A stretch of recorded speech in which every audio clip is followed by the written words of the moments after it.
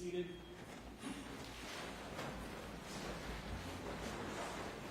This hour district court is back in session. Ms. Slaughter, you may recall your witness. State calls recalls, Your Honor, call off to the stand.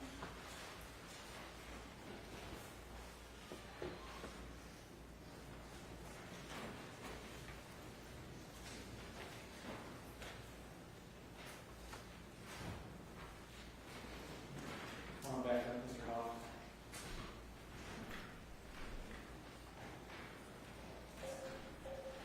Take a seat, sir. You may proceed, Ms. Slaughter. Thank you, Your Honor.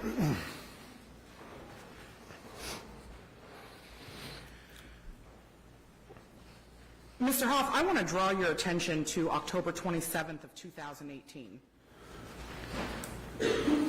Are you familiar or do you remember that date? Yes. Mr. Hoff, on October 27th of 2018, did Chris ask you to go to his shop with him at 1190 Capitol Drive? Yes, he did. Had you ever been to that location before? No. Can you describe, well, did you agree to go with him? Yes. And did you guys end up going? Yeah, we did. Can you describe what this shop looks like on the outside? It's a big machine shop with a real high overhead door in the front, and there's a side door to an office, a small office on the side. It's a pretty good sized building. And when you say overhead door, is this a door that opens like a garage door? Yes, ma'am. What, if anything, did you know about the shop prior to going there on October 27th, 2018? I just knew that Chris had rented it from Andy Shaw, and he was kept a lot of tools there. He was doing a little concrete business out of there. And when you say he kept tools there and he was doing concrete, who is he? Chris. Do you know if that shop was owned by Andy Shaw or if he was just subleasing? I'm not positive on that.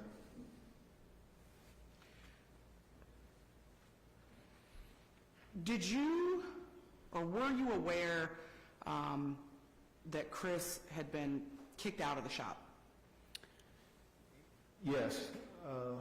He told me that, and that was the reason we were going there. He'd been kicked out, and I guess Andy had told him he wasn't giving his tools back to him. And what type of tools of Chris's were still in the shop? I'm not sure what all of them were. One of them was a big power trowel piece of equipment for smoothing out concrete. More than hammers and screwdrivers? Yeah. Do you know why Chris couldn't get his tools back or why Andy was refusing them to give them to him?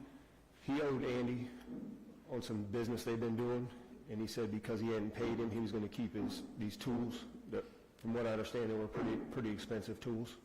And when you say he owed Andy, are you talking Chris owed Andy? Chris, yes. And how much did Chris owe Andy? $40,000. As of October 27th of 2018, did you know Andy Shaw personally? No.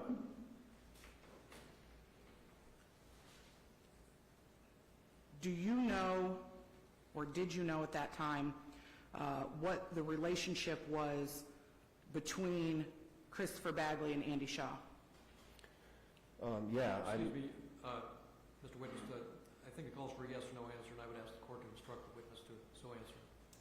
It does call for a yes or no, and he has already answered his answer. I'm sorry, Judge, I didn't hear the end of it. His answer was yeah. Mr. Hoff, did you observe Christopher Bagley buying marijuana from Andy Shaw? No.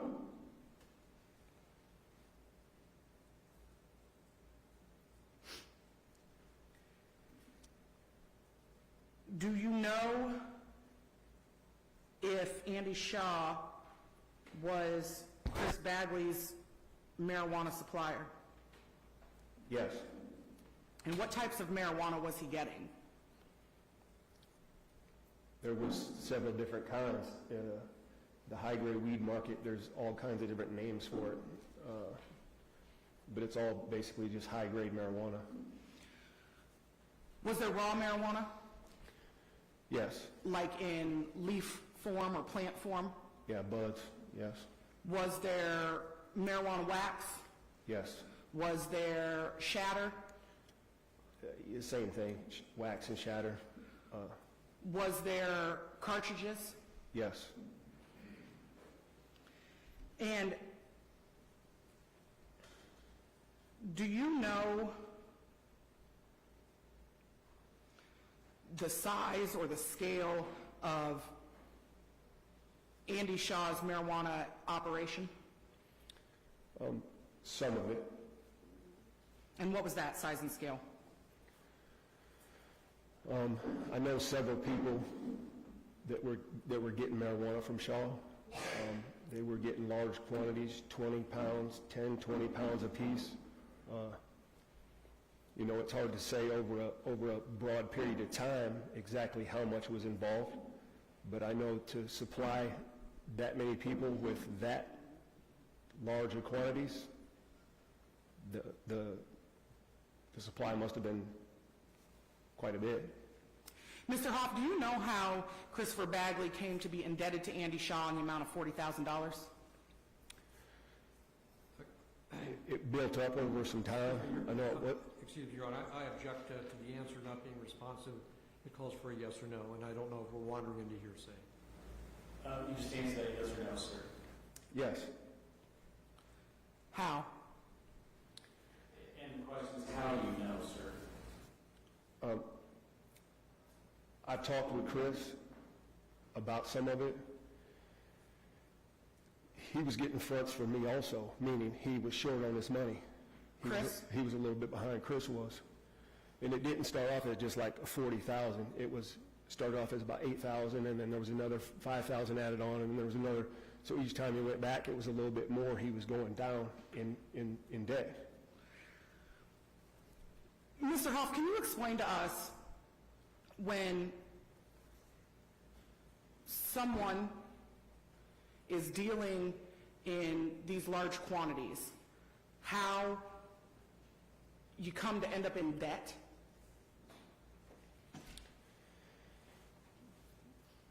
Yeah, I mean, I did the same thing myself when people would come and buy a substantial amount, say they were going to spend $10,000 or what they were trying to purchase cost $10,000. Then they come and they only have, say, $7,000.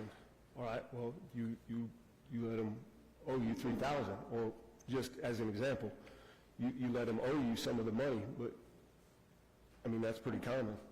So some is paid for up front, some is fronted, and then the expectation is that the fronted portion is returned. Correct.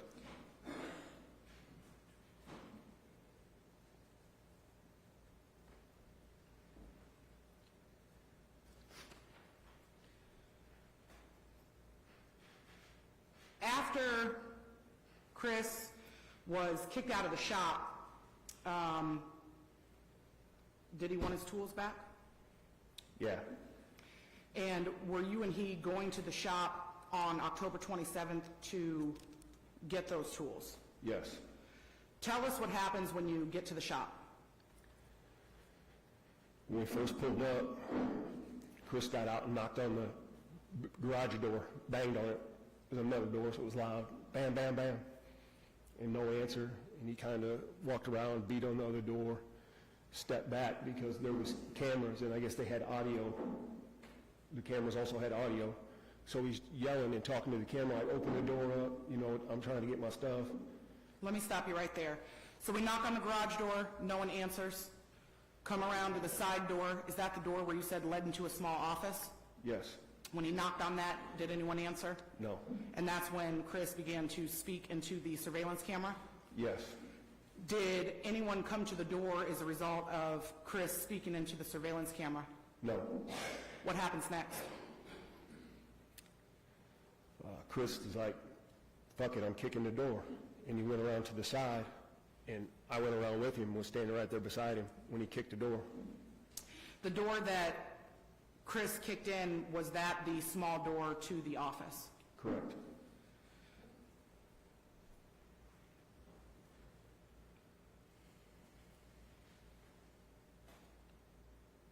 Your Honor, may I have the screen, please?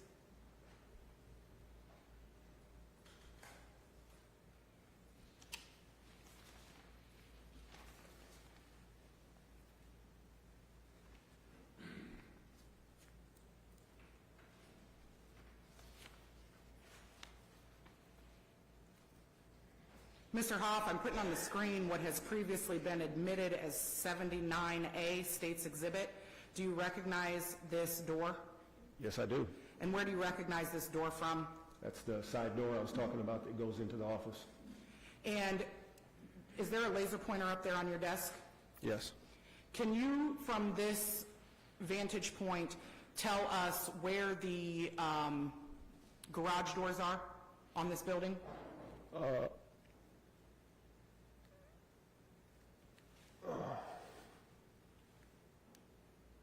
They're on the front side of the garage right here.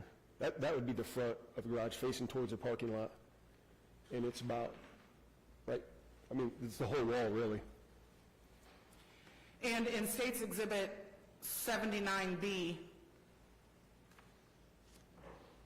excuse me, in 79, is this the damage that was done to the door caused by Chris Bagley? Yes, I didn't stop and look, but that's definitely the door.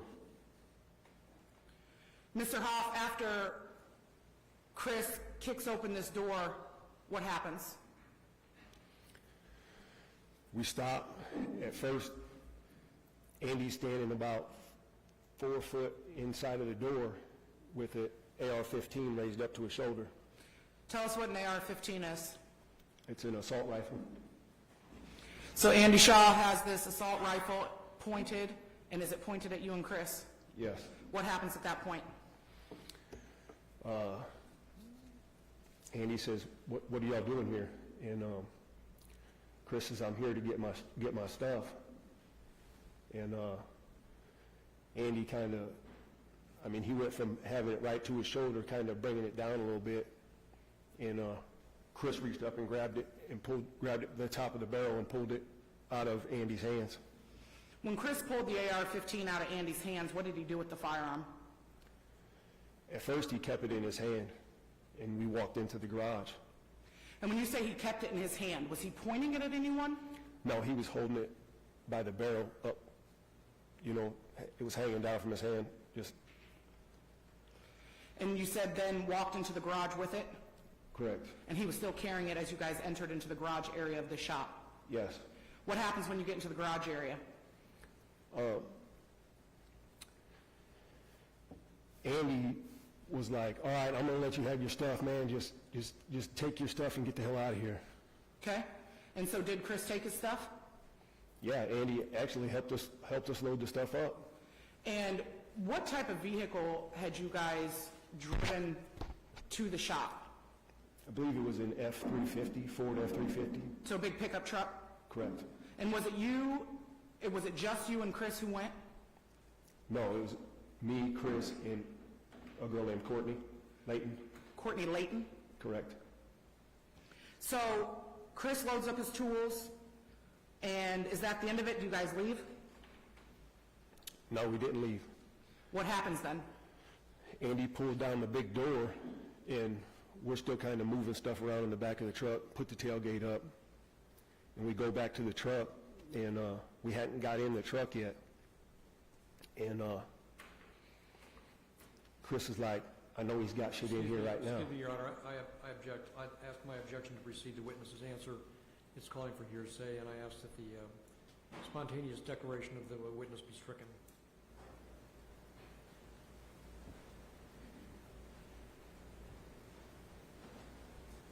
I'm going to not strike the answer, but require that the state ask another question. I rule that the statement that was made is not being offered to the truth of the matter asserted, but I don't know what's coming next, and we need to proceed in a clear question and answer format. Counsel? Your Honor, can I have read back where we were at with that line of question?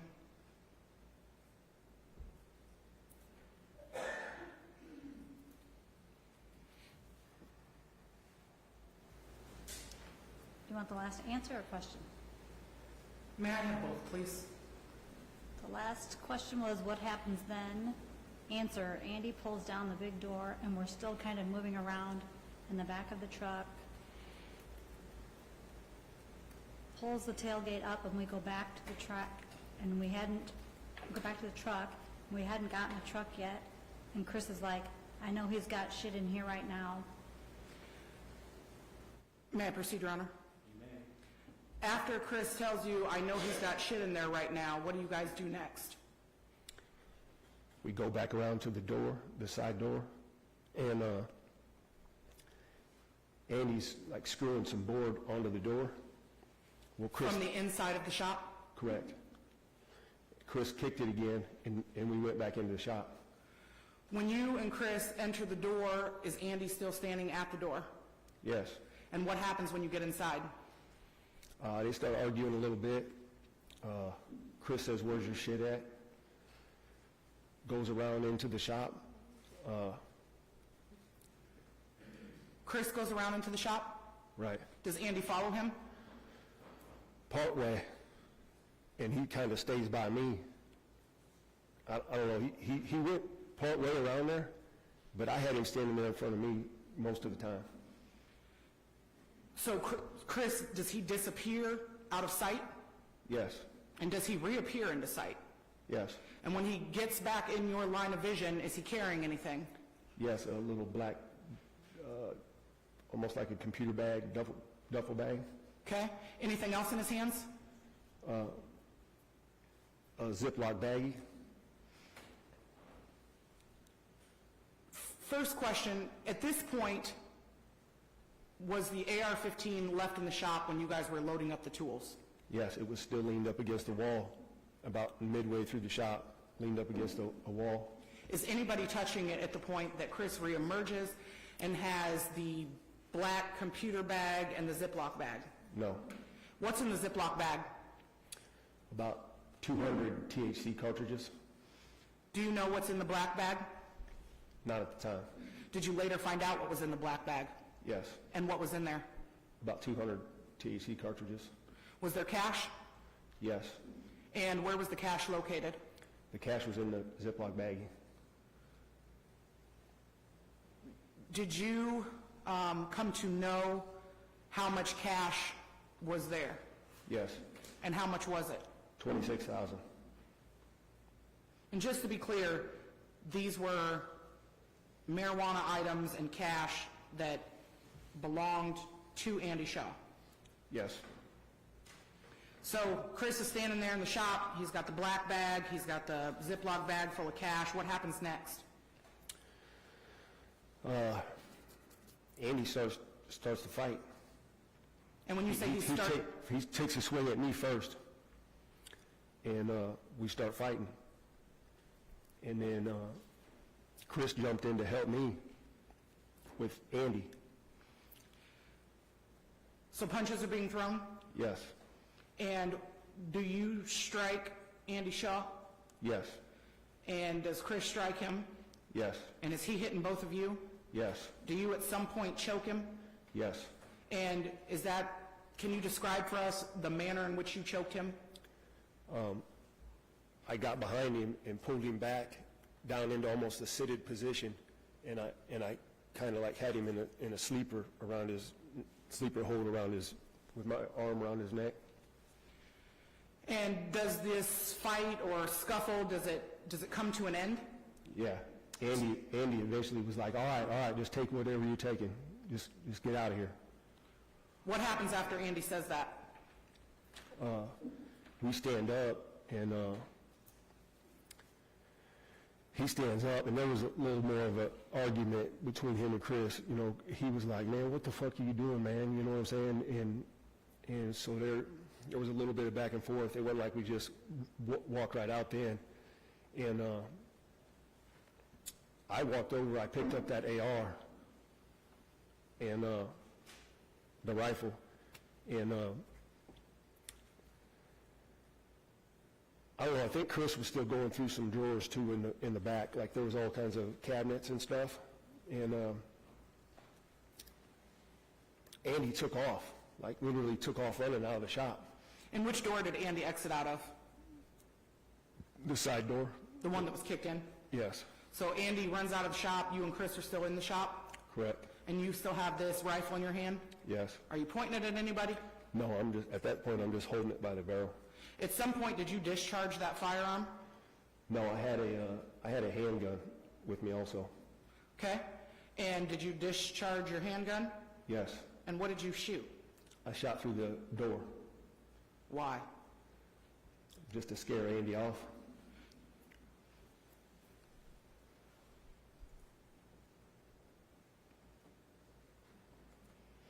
Your Honor, may I have the screen, please?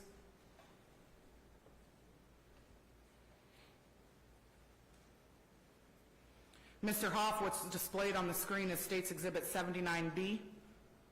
Is this the door that was at Andy's shop? Yes. And do you see the bullet hole in that door? Yes, I do. Did you put that bullet hole in the door? Yes.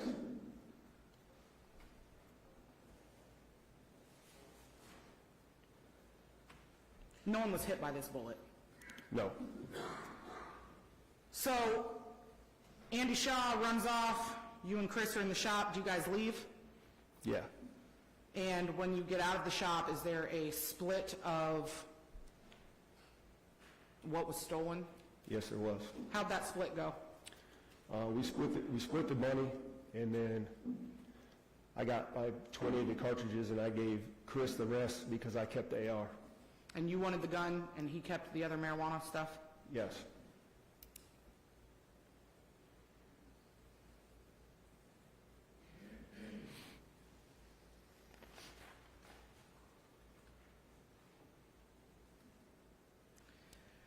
Mr. Hoff, do you have knowledge of other times that Christopher Bagley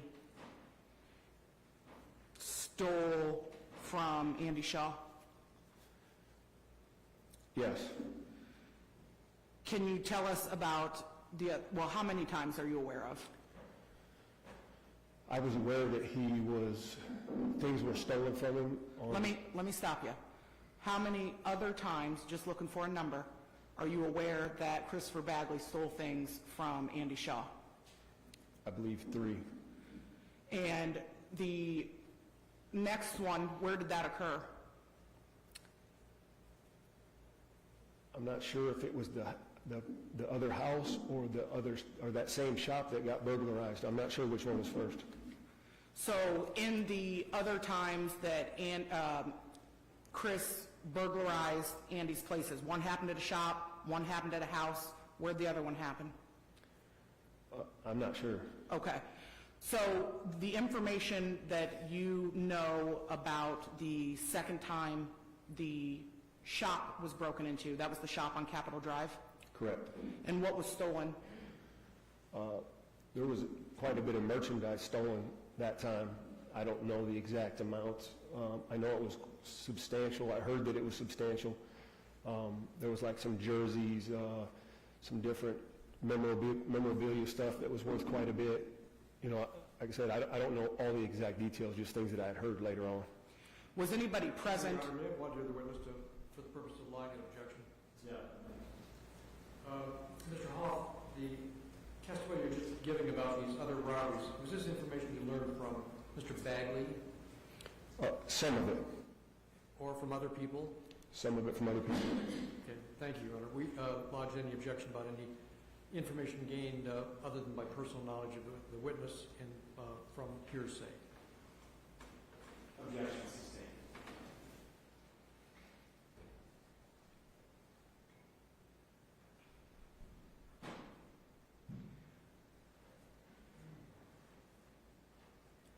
Mr. Hoff,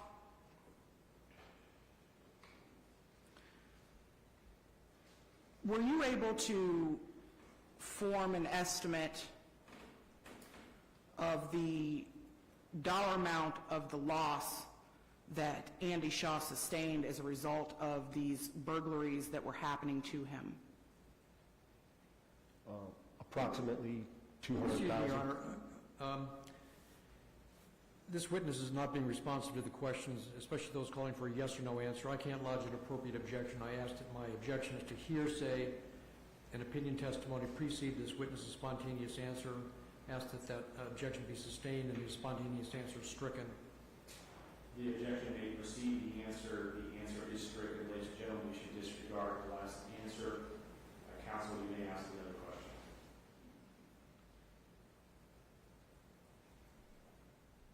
Your Honor, may I get an answer to my yes or no question that was asked?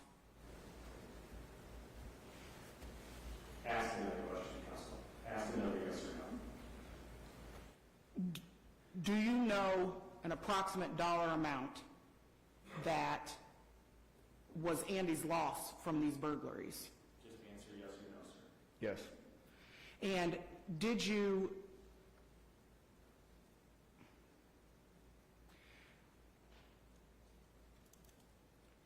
come up with this number based on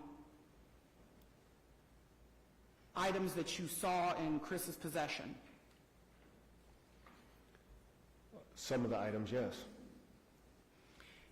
And what was your estimation of the loss that Andy Shaw took as a result of these burglaries? Your Honor, I object. This calls for more than the witness's personal knowledge. It's obviously based on information he obtained in conversation with Mr. Bagley, and therefore it's a combination of hearsay and information out of the witness's personal knowledge, and therefore it's objectionable on both those grounds, and I so object.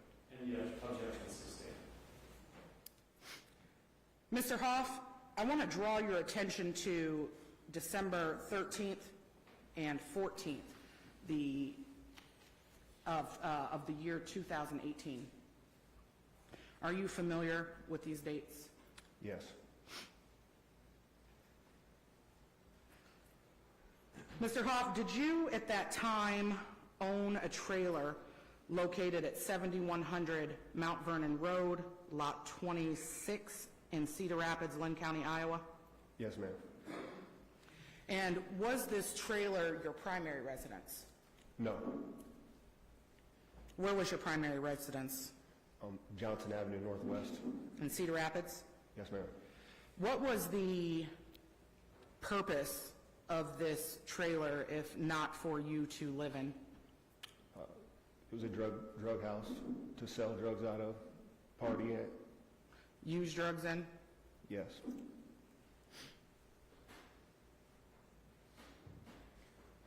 Was it a stash house? No. Did you keep drugs there? Only when I was there. So when you would leave, the drugs would go with you? Yes. Same for money? Yes. And did you have firearms in that residence? Yes. Did the firearms stay, or did you take them with you when you would come and go? I took them with me. And would it be fair to say that this trailer was under construction? Yes.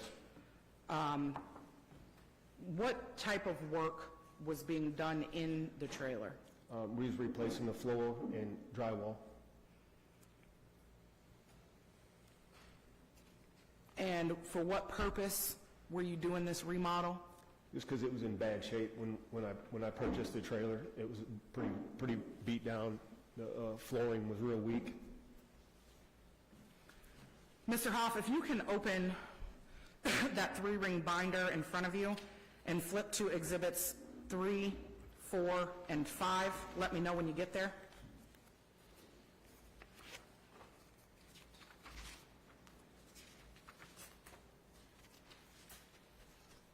All right, I got it. Do you recognize what's depicted in Exhibits 3, 4, and 5? Yeah, it's an aerial view of the trailer that I own there. Fair and accurate depictions of what the trailer and trailer park looked like back in 2018? Yes. Your Honor, State would offer Exhibits 3, 4, and 5. Without objection, Your Honor. Exhibits 3, 4, and 5 are admitted. Mr. Hoff, will you also flip to Exhibits 6 and 7? Let me know when you get there. All right. Are those also photos? Yes. And what are they of? The trailer, the sides. And when you say the trailer, are we talking your trailer on 7100 Mount Vernon Road? Yes, ma'am. Fair and accurate depictions of what it looked like December 18th? Yes. Your Honor, the state also offers Exhibits 6 and 7. Any objection? There is none, Your Honor. Exhibits 6 and 7 are admitted. Permission to publish those exhibits for the jury, Your Honor? Permission granted.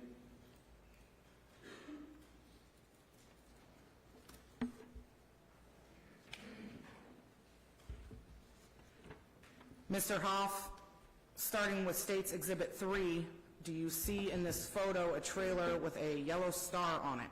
Yes. And whose trailer was that? That was my trailer. And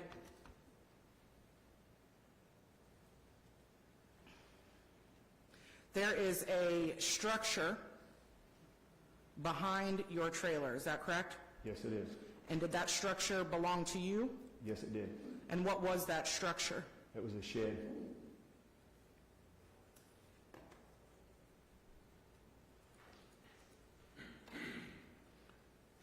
Looking at State's Exhibit 4, is this a different view of the same trailer court? Yes, it is. And do you see another star in this photograph? Yes. And is that star representative of your trailer? Yes, it is. Mr. Hoff, at the top of the photograph, is that the front or the rear of your trailer? That's the front. And which main road does the front of your trailer face? Mount Vernon Road, southeast. And at the bottom of the photograph in Exhibit 4, do you see another roadway? Yes. And what is that roadway? That's just a drive to get to the trailers in the rear of the trailer park. So that road that's depicted at the bottom of this photo is part of the property of the trailer park? Yes.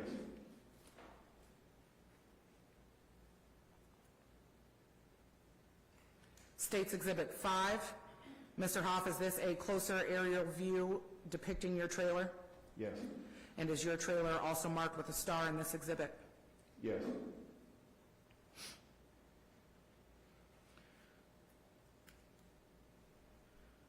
Showing now State's Exhibit 6. Mr. Hoff, are we looking at the front or the rear of the trailer depicted in this photo? That's the front. And in the left portion of this photograph, we see a door. Yes.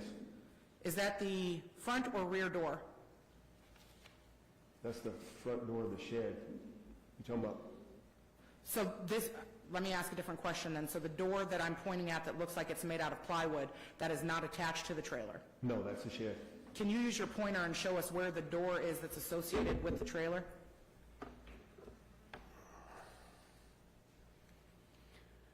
They're about right there in the trailer. And that door that you just pointed at, did you refer to that as the front or the rear door? The front.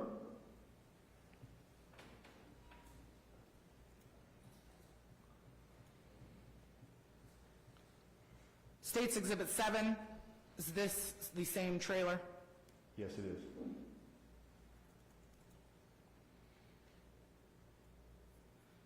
Mr. Hoff, is there a secondary door on the right side of this trailer?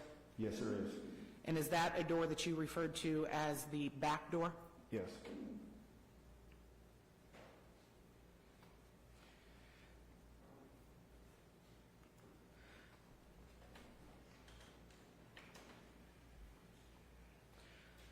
Mr. Hoff, were there multiple search warrants executed at your trailer after December 14th of 2018? Yes.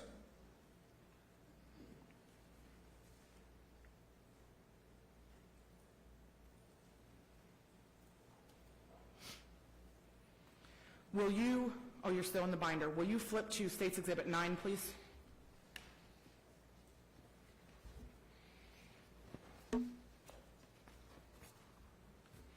And then will you also look at Exhibits 11 through 31?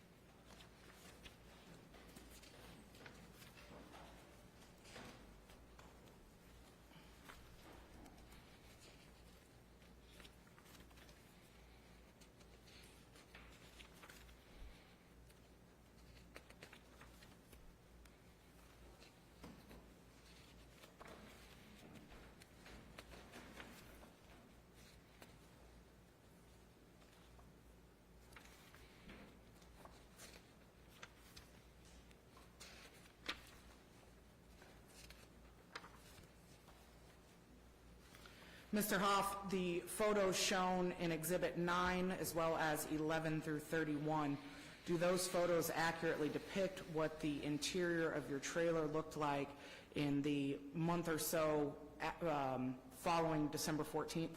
Yes. And those are of the trailer, Lot 26 on Mount Vernon Road? Yes. Your Honor, at this time, the state would move to have Exhibit 9 and then 11 through 31 admitted into evidence. Any objections to Mr. Steves? I have one to the witness briefly, Your Honor. You may. Mr. Hoff, I think you made this clear, but just to be certain, the photographs, Exhibits 9 and 11 through 31 of the state's case, these were not the way the trailer looked, or the interior of the trailer looked the night of December 13, December 14. Is that accurate? Yeah, they're not.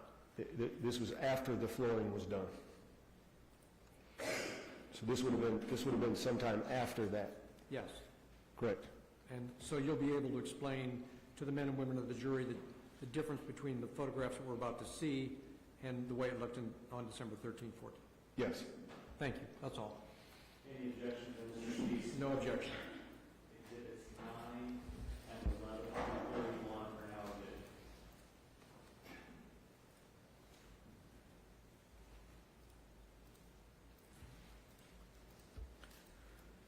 Permission to publish those for the jury, Your Honor?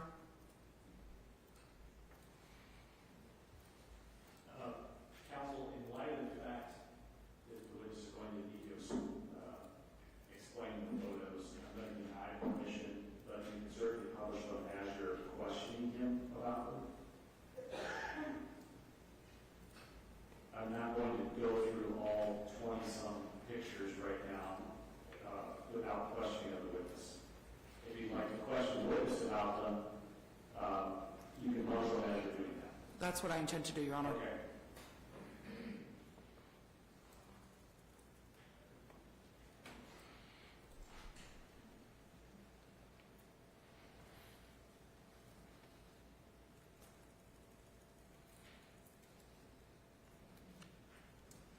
Mr. Hoff, we're looking at State's Exhibit 9. Can you tell us what room in this photo the camera is pointed towards? That's towards the room in the front of the trailer. And what type of room is that meant to be? There was a bedroom. And where in the trailer is this photo being taken from? From what vantage point? About, not quite the kitchen area, probably the dining area. And Mr. Hoff, can you tell us what, if anything, in this photo would have been different the 13th and 14th of December 2018, or if this was the general condition of this area of the trailer on that date? Yeah, it was probably close to that. But regarding layout, there was nothing that you did remodeling-wise that changed the layout that we see from this vantage point? No, all the major stuff had been done on the back side of the trailer. That bedroom, bathroom, kitchen was all behind this picture here. Your Honor, may I move on to the next picture? Is this format what the court was seeking? Can I go through the photos like this? Yes, Looking at State's Exhibit 11, Mr. Hoff, what are we looking at in this photograph? That's a bathroom that's on the front of the trailer. And Mr. Hoff, can you tell us if this was the general condition of the bathroom December 13th and 14th, or if there were changes made to this room following that date? No, there was no changes made. On December 13th and 14th, is this what this room in the trailer looked like? Yes. Moving on to photo in Exhibit 12. Mr. Hoff, can you tell us what room of the trailer we're looking at in this photo? That's the bedroom in the front of the trailer. And the general condition of this room, was this what the condition would have been December 13th and 14th? Correct.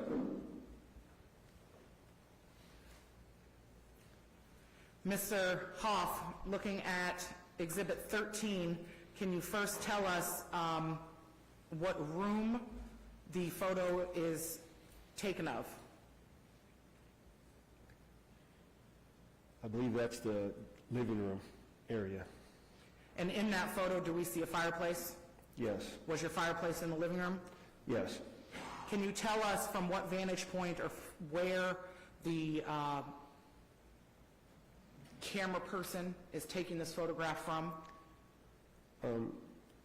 That, I think, is at the front door.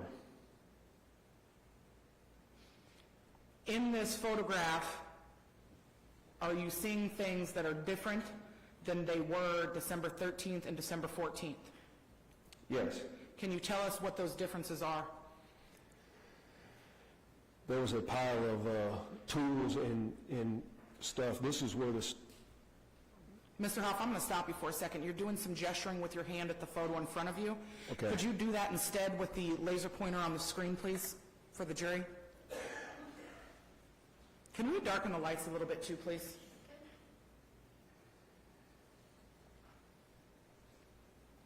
A little more, please.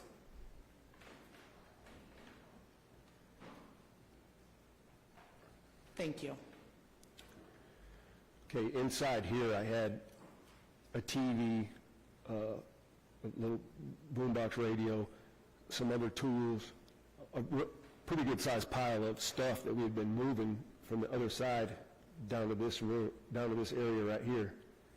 And it was, this was moved over here against this wall.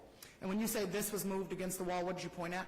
This fireplace was positioned over here on this wall. So this fireplace is not,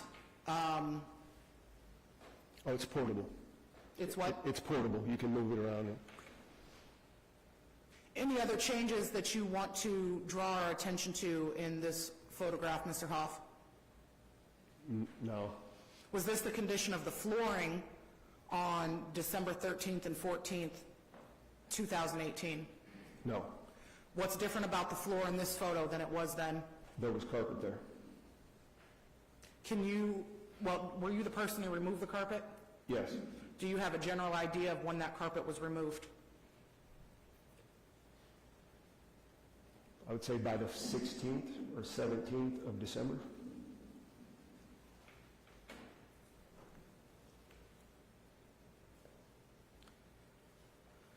Mr. Hoff, looking at State's Exhibit 14, are we still looking at the living room area of the trailer? Yes. And this is the same floor that we saw from the other picture? Yes. Prior to December 16th or around there, did this area also have carpet? Yes. What other changes do you see in this photograph that did not accurately reflect how this room looked December 13th and 14th? The bar had been moved. Back up a little bit, I didn't hear you. The bar had been moved. And is the bar seen in this picture? No. Where was the bar on December 13th and 14th?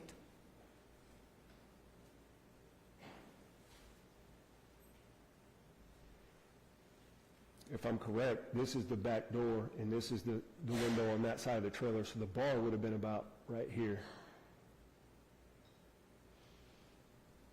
And you're drawing or indicating with that laser pointer an L shape.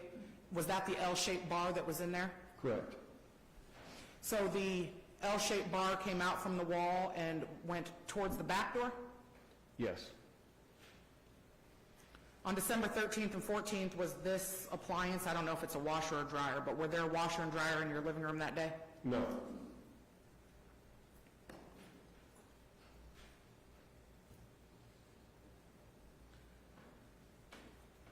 State's Exhibit 15, Mr. Hoff, there is, in the forefront of this photograph, a wooden piece of furniture. Can you tell us what that wooden piece of furniture is?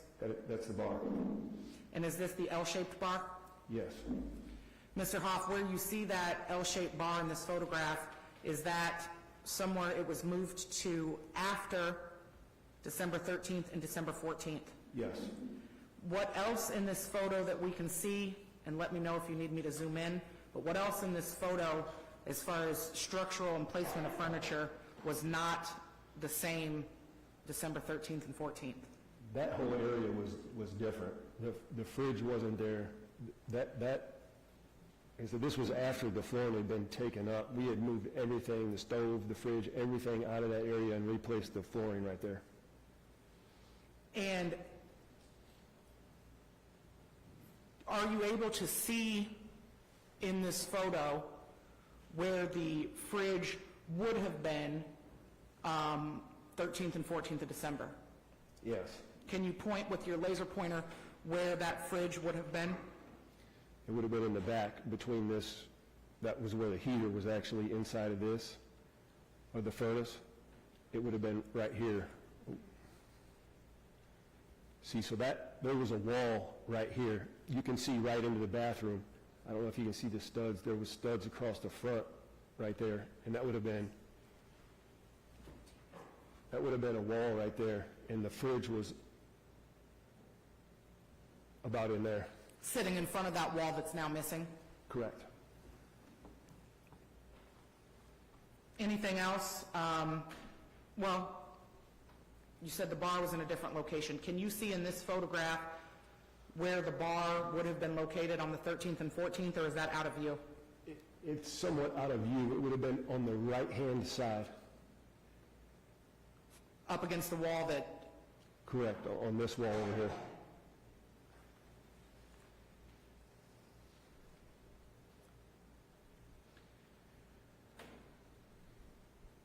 Mr. Hoff, looking at State's Exhibit 16, is this the same L-shaped bar?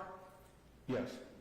And the big black item on the right side, what's that? It's a refrigerator. Is this the same room just from a different angle that we just looked at? Yes.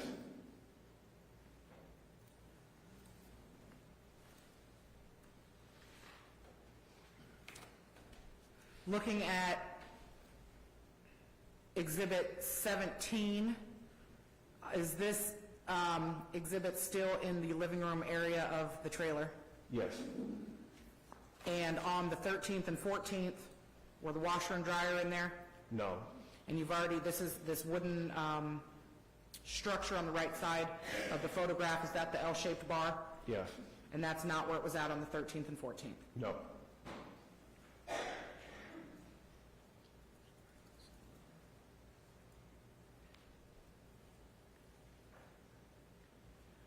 State's Exhibit 18, is this still the living room? Yes. Is this photo being taken from behind the L-shaped bar?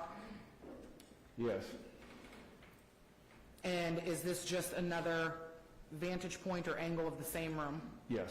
And the room is shown in this photo, is it in the same condition as the photos we saw in Exhibit 17, 16, 15?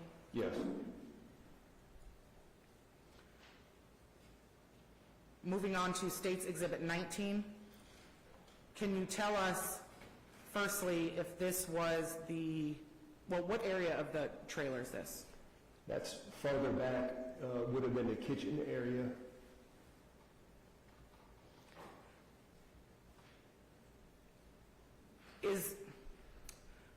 Looking at this photo, you can see straight into a bathroom and see a toilet, correct? Right. Is this the place where you said there would have been a wall there on December 13th and 14th? Yes. And can you use your laser pointer and show us where that wall is that's no longer completed in this photograph? It came from the edge here of this little furnace room, straight across. And so on December 13th and 14th, the bathroom was completely closed off from the kitchen. Yes. Is that the location of the stove that was on the 13th and 14th? No. On the 13th and 14th, was there drywall up, or was this wall open and exposed? There was drywall up. And what about the flooring seen in this photograph? I can see where we replaced the flooring up to that point there, and then it was the old flooring still there in some of it. Can you show us where that line is that you are referring to that distinguishes between the flooring you'd replaced and the flooring you hadn't? Right through here, you can see this is the newer flooring right here and here, and then this is the old flooring.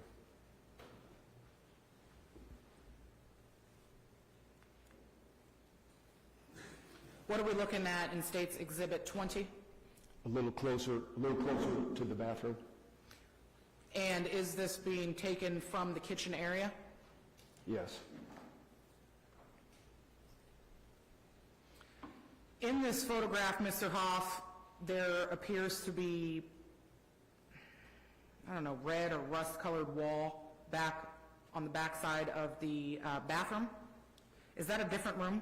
That's another room. The bathroom ended right, okay, so that's new drywall, I believe, that was just put up against that wall, or it may still be just leaning up against that wall at this point. And so the area above it where we can see the red wall, that has not been finished? No, that's a rear bedroom. In that rear, well, you said rear, so that's the bedroom that you would consider at the rear of the trailer? Yes. Back along the side where the shed is located? Yes.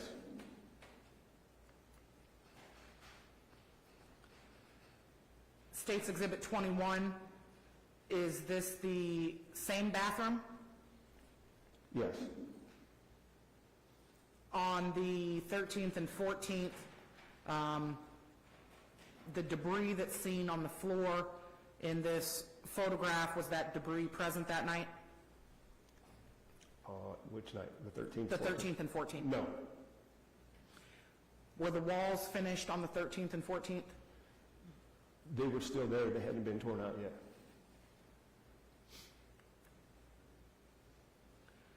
State's Exhibit 22, we see a door in this photo. Mr. Hoff, which door are we looking at?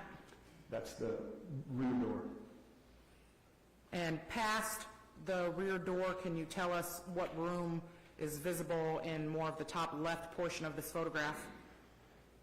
Behind this little wall here, and then this wall here was about a space about 5 feet, and there was a washer and dryer. That's where it was at, right there.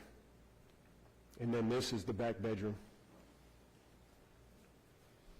In this photograph, is the flooring new?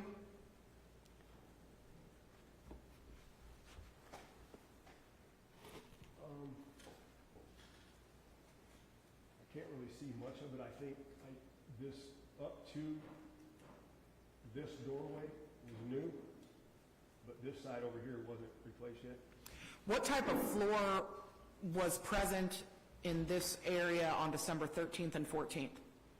It was the same type of 1-inch sheeting, but it was a more of like a fiberboard instead of a plywood. Was it carpeted? Not back here, it wasn't. The carpeting only went to between the two windows. There was 2 windows in the living room, about halfway carpeted there. The kitchen side of it wasn't carpeted. And looking at State's Exhibit 23, what are we seeing in this photograph? That's the rear bedroom. And Mr. Hoff, is this the bedroom that we were seeing through the photo of the bathroom? Correct. I see rolls of toilet paper right here. Is this the bathroom? Yes. Mr. Hoff, what is different in this photo as far as the condition of this room and this area than was different on December 13th and 14th? The flooring's different. It was, it's all different. That one wall on the left side, it was all tore out. And when you say the left side, are you talking the left side of the back bedroom? Yes. Okay. You can see the drywall's gone off that wall right there. We had stripped that down. But that room was empty, I believe, on the 13th, 14th. There was a dresser sitting in there to the side, on the left-hand side, but I think that was all that was in there. What type of flooring was in there? Was it carpet? No, it was wood. It was always wood. Yes. And that has just been replaced by this plywood that you've put down? Yes. Is 24 a different viewpoint of the same back bedroom? Yes.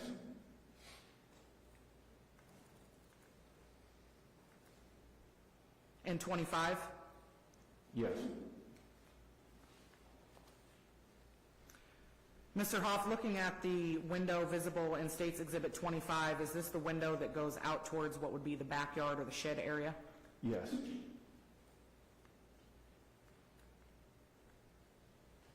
Exhibit 26, is this that same back bedroom? Yes, but the opposite angle from, they're taking this shot towards the front of the trailer. And so these open portions in between the framing, is that looking into the bathroom, into the kitchen? Yes. In State's Exhibit 27, this blackened area, is this a closet Yes, it is. in the same bedroom? Yes.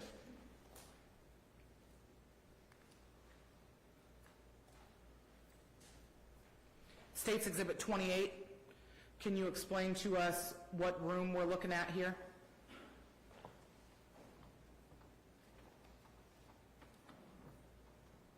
Looks like the living room area. This door seen center of the photo on the left side of the photo, is that your front door or your back door? That'd be the front.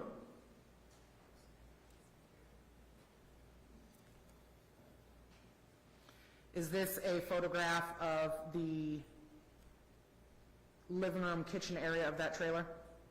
Yes.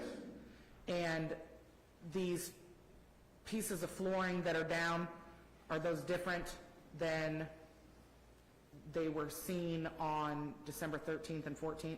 Yes. Moments ago, Mr. Hoff, you were describing to us which area of this living room area was carpeted on the 13th and 14th, and which area had a form of hard surface floor. Right. Are you able, from this photograph, to distinguish for us which area was carpeted and which had hard floor? Approximately, it's kind of hard to tell at that angle. The part that was carpeted was half of that main area right there, I would say.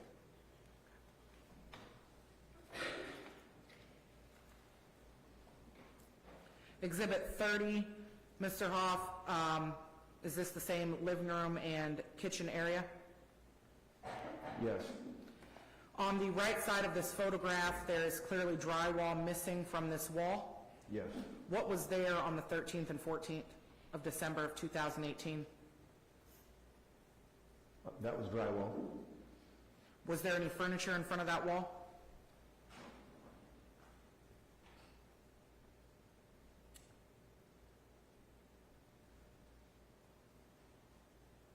Yeah, I think, Can you remember? well, it's, that angle is just throwing me off. I can't tell if that's the back. We're facing towards the back door right there, or the front. So let me ask you this, Mr. Hoff. Are you having trouble figuring out which direction we're facing in this photograph? Yes. Okay, fair. In looking at State's Exhibit 31, are you able to tell which direction in the trailer we're facing? Yes. And which direction are we facing? Towards the front. Mr. Hoff, there is a item of furniture flipped on its side, about dead center in this photograph. Can you tell me what this is? That's a third row seat out of an Expedition. And was that third row seat present in the trailer on December 13th and 14th of 2018? Yes. This wooden structure, is this the bar? Yes.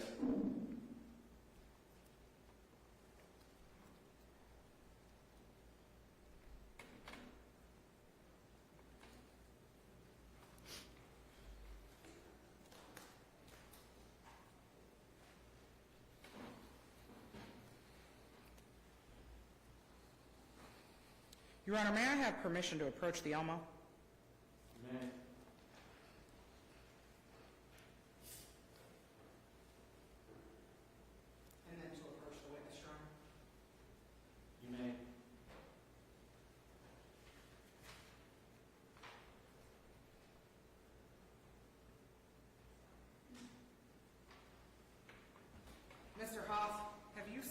diagram before?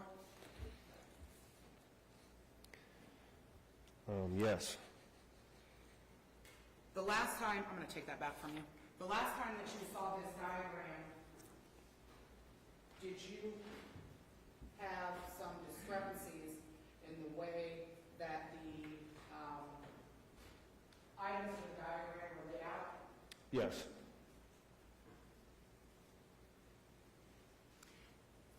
Your Honor, I'm asking for permission for Mr. Hoff to now approach the Elmo. You may do so. You want to show the Elmo to the jury? I do, please, Is this going to be marked as an exhibit? eventually. Any objection, Mr. Steve? No. You're all right, sir. Mr. Hoff, over there on that bench or countertop, there's a red pen. Do you see that? Yes. And Mr. Hoff, I want you to be aware that your back is going to be to the jury, so I've also turned that microphone on for you, so make sure that we can hear you, okay? Yes. Is it on?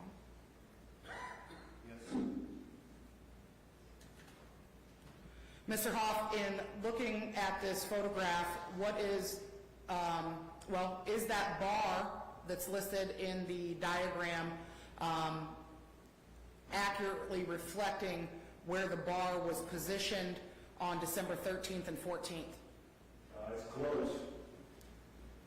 But I think, yeah, it's close. Is there anything about its position or its size that you would change? Yes.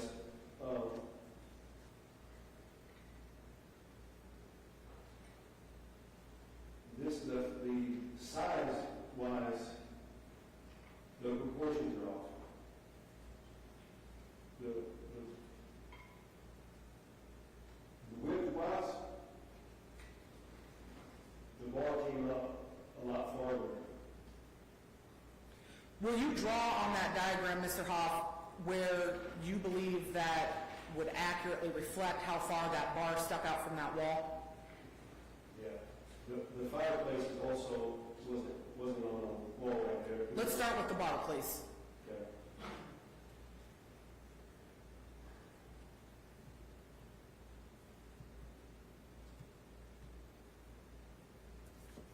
From the back door, it was a few feet before they ended up, it was actually about 4 feet or so to the end of the bar.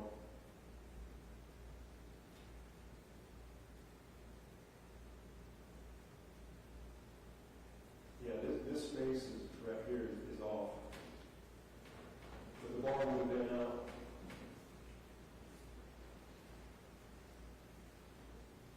all the way up against the wall, and there was a lot more space between the back door and the end of the bar, and here in the front of the bar.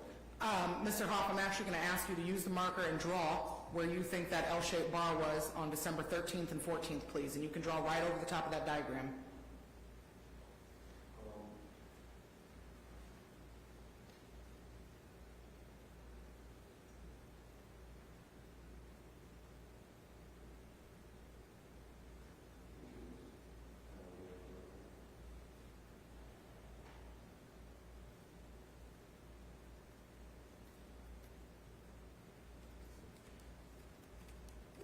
Did the bar go further into the center of the room than what's shown? Yes, it's proportion-wise, this is showing a fairly short distance between this wall and this bathroom wall. It's longer, and the trailer is more narrow. This bar, after it came up from the wall, it created a space of only maybe 8 feet. So the L portion of that bar seen there came further into that empty space in the middle of the room. Yes. Can you draw your bar to reflect it moving further into the empty space in the room?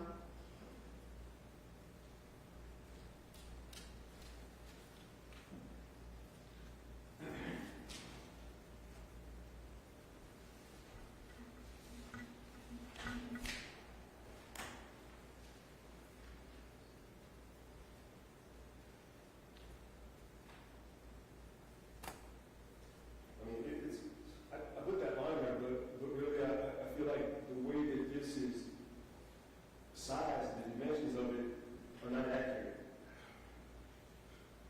it's longer and skinnier, and if I move this line up, it makes it seem like the bar is wider than it is. It's not real wide. The space is just a lot smaller. Okay. What wall was the fireplace on December 13th and 14th? Fireplace was on this wall. And what about the refrigerator and the stove? Are those, I mean, obviously not to scale, but are they accurately reflected as to their location that day?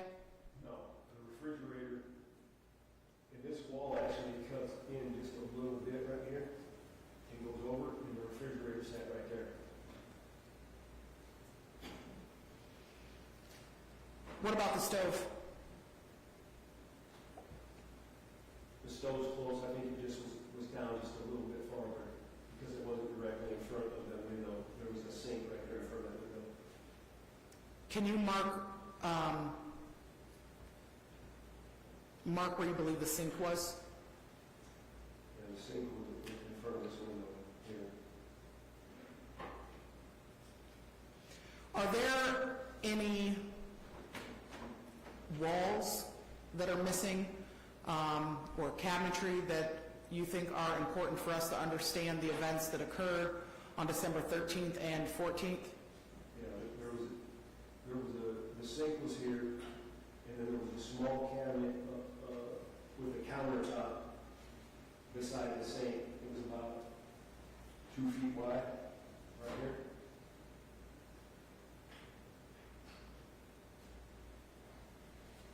But other than that, there's no walls missing. That cabinet was taken out. Okay. And that cabinet was taken out following the events that occurred in this trailer on December 13th and 14th? Correct. And again, Mr. Hoff, obviously not to scale here, but is there anything else that we're missing that's going to help us visualize what occurred that night?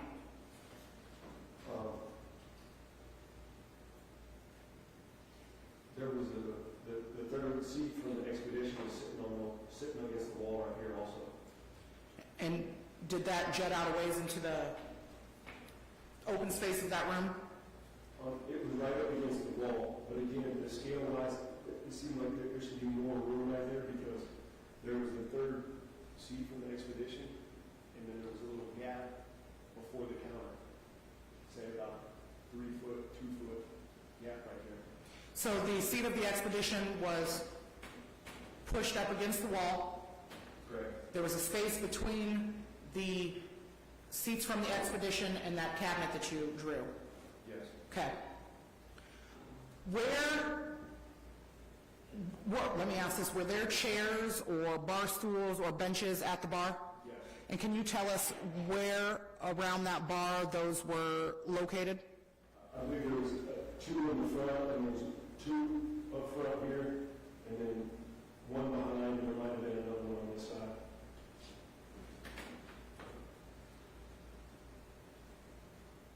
Anything else that we're missing that you think we need to have in this diagram as you go into your explanation about the 13th and 14th? I don't think so. On this photograph, just to be clear, when you reference the back bedroom, can you put an X in the bedroom that you refer to as the back bedroom? And can you put a circle in the bedroom that you reference as the front bedroom? And on this photograph, the bedroom that has a circle around it, is that the bedroom closest to Mount Vernon Road? Yes, it is. And the bedroom in the back with the X, that's the one that's closest to your shed, is that correct? Yes. Thank you, Mr. Hoff. Your Honor, the state would like to offer State's Exhibit 8A.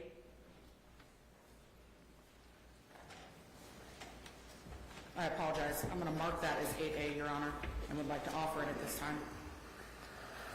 Mr. Steves.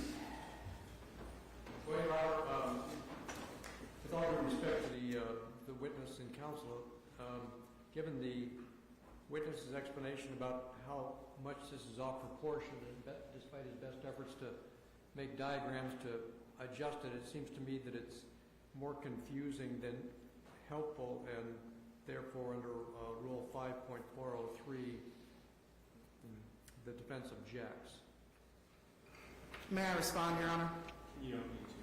The court finds that the probative value of the exhibit, although it would be greater if we had a completely new drawing, is not substantially outweighed by the dangers of unfair prejudice, confusion of the issues, or other considerations under Rule 1.403, that the exhibit has some probative value enough to outweigh those considerations, and so the court admits the exhibit over the objection.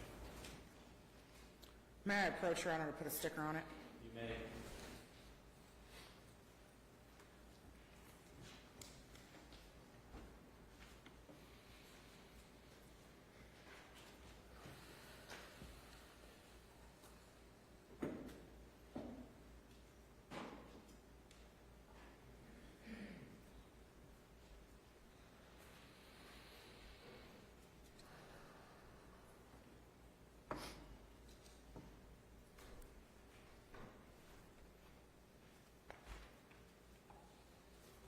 Mr. Hoff, on December 13th of 2018, did there come a point in time where you went to your trailer located on Mount Vernon Road?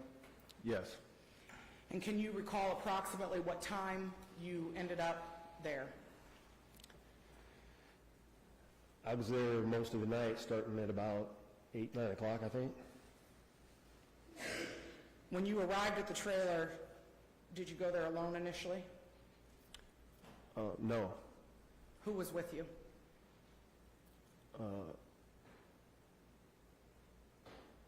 When I first went there, I got dropped off. I'm not sure who the first person was that was there after that. Can you recall who dropped you off?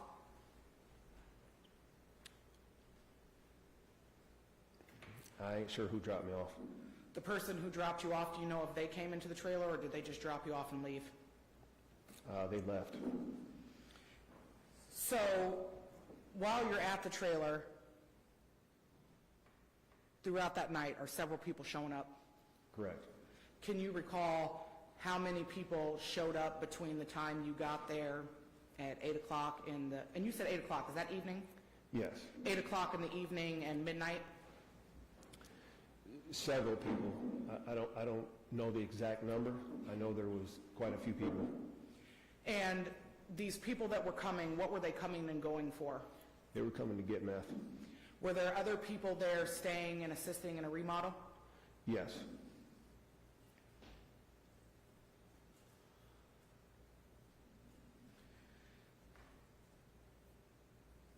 Was the foot traffic in and out of that trailer pretty steady for a while? Yes.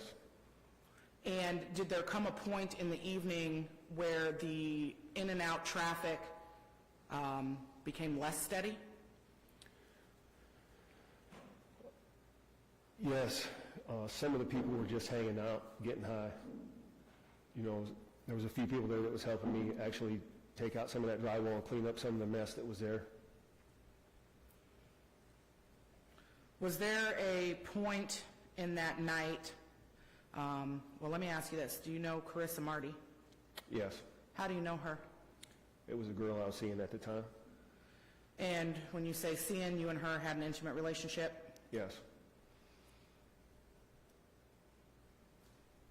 Did she come to the trailer that night? Yes. I know we're talking 3 years ago, Mr. Hoff, but can you remember approximately what time she showed up? I want to say it was about 2 to 3 in the morning because everybody else was leaving at that time, or close to it. So as everybody else is leaving, did you call Carissa, or does she just show up, or how does it come to be that she's on her way or at the trailer? I'm not sure. I think she just showed up. Is that typical for you and her relationship? Yes.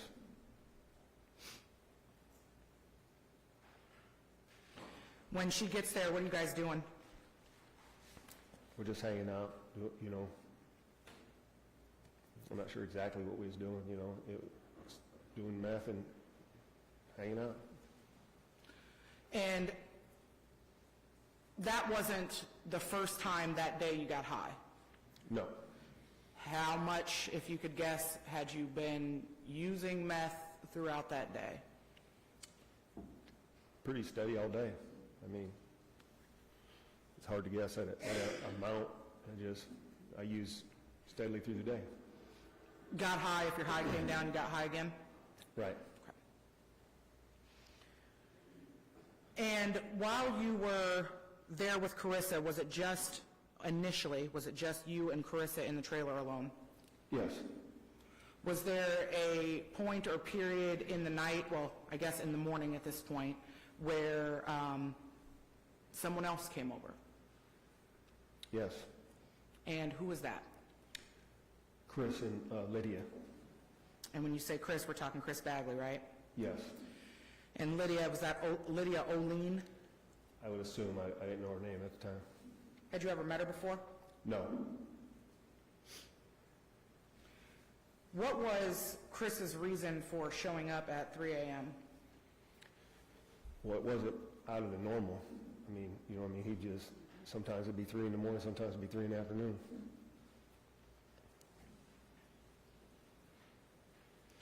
When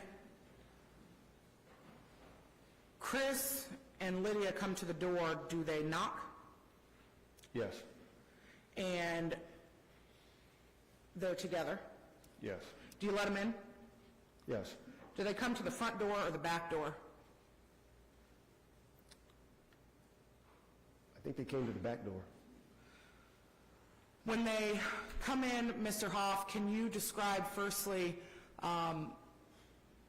what their demeanor's like when they come in the door? Chris is kind of hyped up, I guess. When you say hyped up, tell me what that means. What's he doing?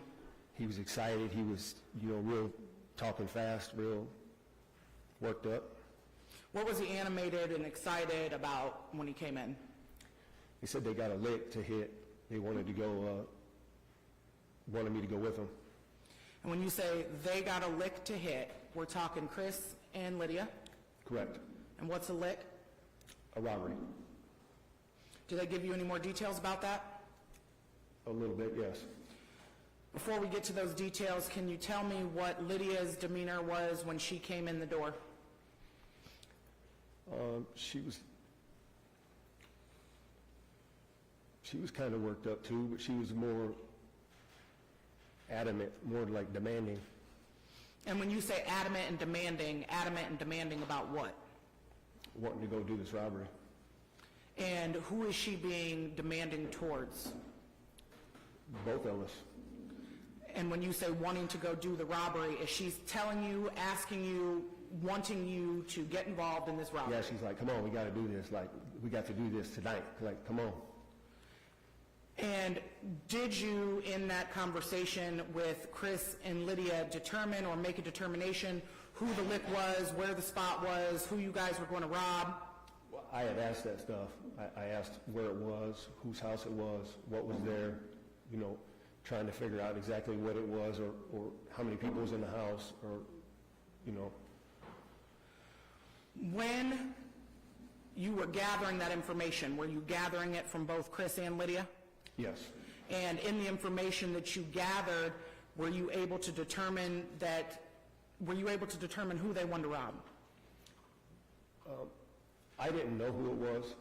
Lydia's the one who had the information that I got. She knew whose house it was. She was saying what was going to be there or assuming what was going to be there. Mr. Hoff,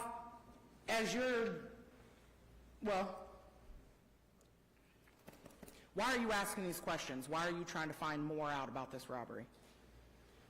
Because I definitely know Chris comes up with good licks, good robberies, as far as they have a lot of stuff, a lot of money, a lot of value. But I was trying to determine if I want to do it, like how many people's there, I was trying to decide if it was something we could get away with doing.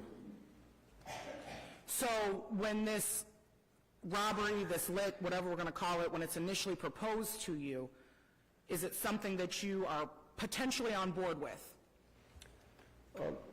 Yeah, I was willing to hear them out, you know. And as you heard them out, did you make a decision as to whether or not that lick was something you wanted to participate in? Yes, And what was your decision? that I didn't want to do it. Mr. Hoff, did you have a bulletproof vest back in 2018, December? Yes, And were you wearing that bulletproof vest the night of the 13th and to the 14th? no,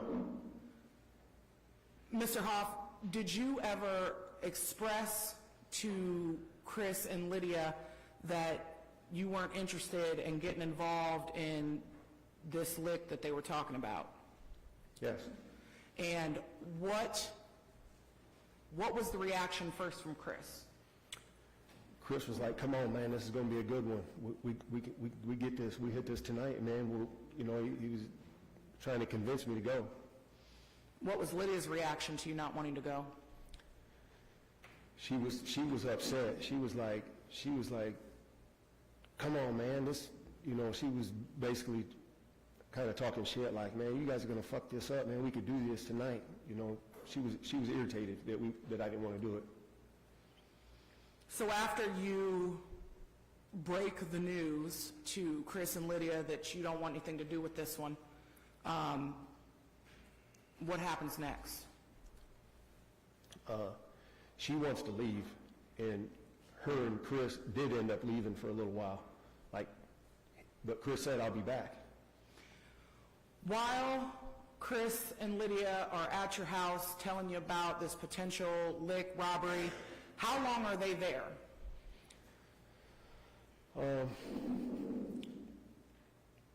45 minutes maybe.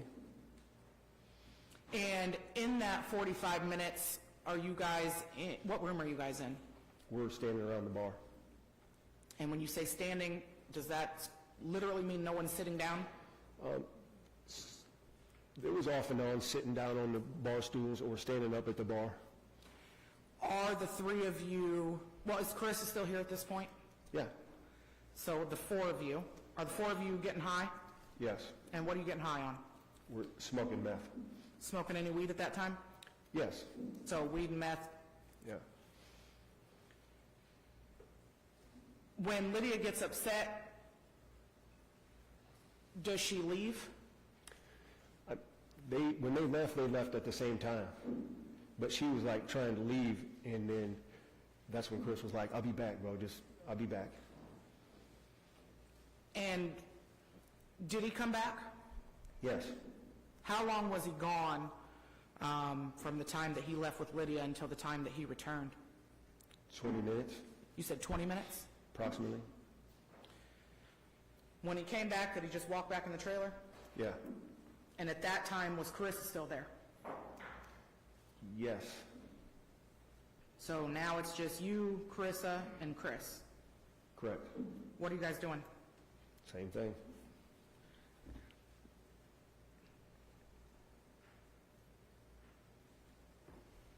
When you say same thing that you were doing before, same thing that you guys are always doing, Yes. hanging and getting high. Hanging and getting high.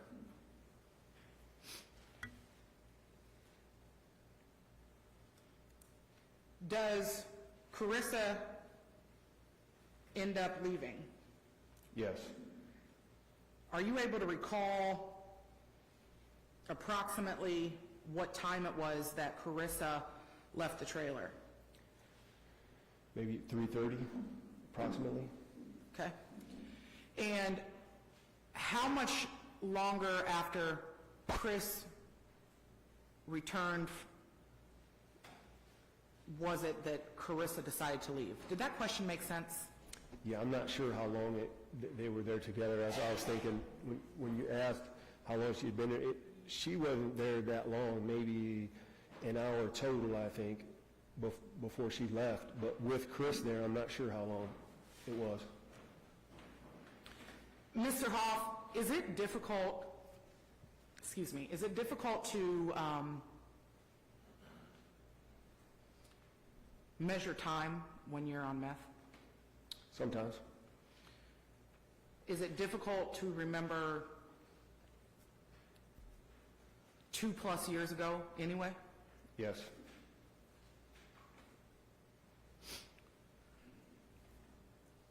After Carissa leaves, is she gone the whole night?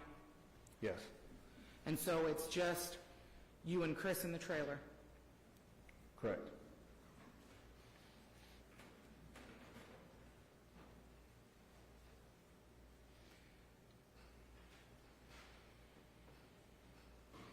Is this a good sound? Actually, Your Honor, I think it is. Ladies and gentlemen, we'll take our afternoon recess. At this time, we'll be in recess till 3 p.m. Remember your admonition during the recess. All rise. This Iowa District Court is in recess.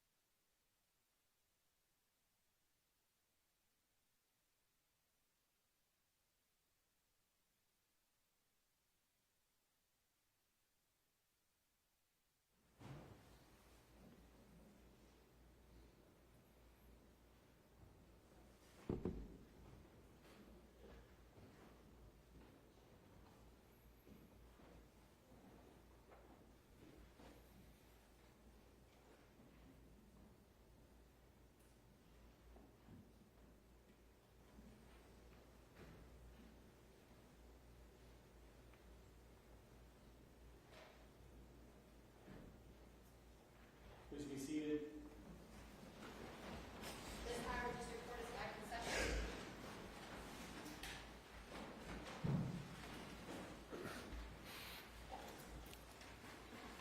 You may proceed, Ms. Slaughter. Thank you, Your Honor. Mr. Hoff, before we took our break, you were testifying that you're at the trailer hanging with Chris and Chris. Is that correct? Yes. Did there come a period where you received a phone call from Drew Wagner? Yes, I did. Mr. Hoff, did you know Drew Wagner prior to this night? Yes. What was your relationship with him leading up to December 13th and 14th? I've known his family for some years, but I had met Wagner also that summer, 2018. And when you met him, what was the context of that meeting? The first time I was with Chris and we went to his house, and You went to Wagner's house? yes, and picked up some marijuana. And do you recall how much marijuana you picked up? 2 pounds.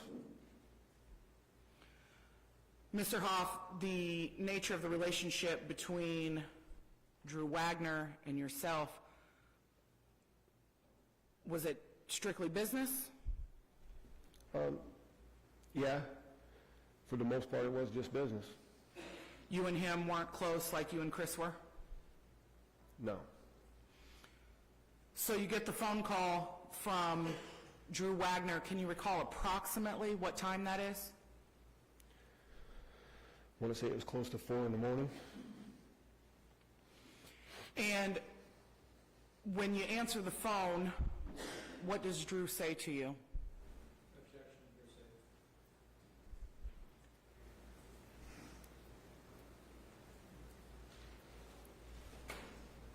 Counsel, can I have you approach?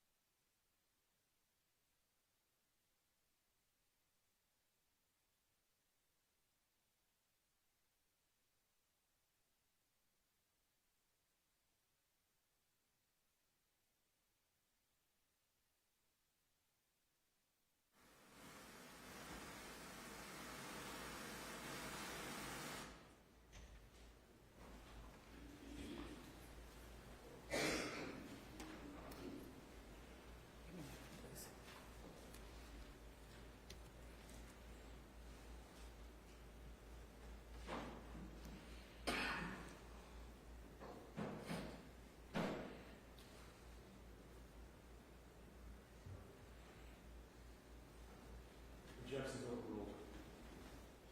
You can answer that question, sir. Do you have a question right back to you, Mr. Hoff? Yes, please. Question, when you answer the phone, what does Drew say to you? Initially he's like, "What's up, man? Is Chris there?" Chris was standing right in front of me. I'm like, "Yeah, he's right here." Then what does he say? He's like, "I'll be there in just a minute." Conversation was only 10 seconds. Had Drew Wagner ever been to your trailer before? No. Did Drew Wagner show up at your trailer that night? Yes. And how long after you got off the phone with Drew Wagner did he arrive at your trailer? Immediately, within just a couple minutes. When he gets to the trailer, does he knock? Yes. What door? The front door. And did you open it? Yes. At this time, is it just you and Chris in the trailer? Yes.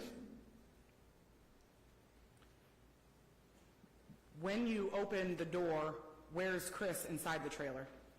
Standing by the bar. And, Your Honor, can we have the TV back on the Elmo?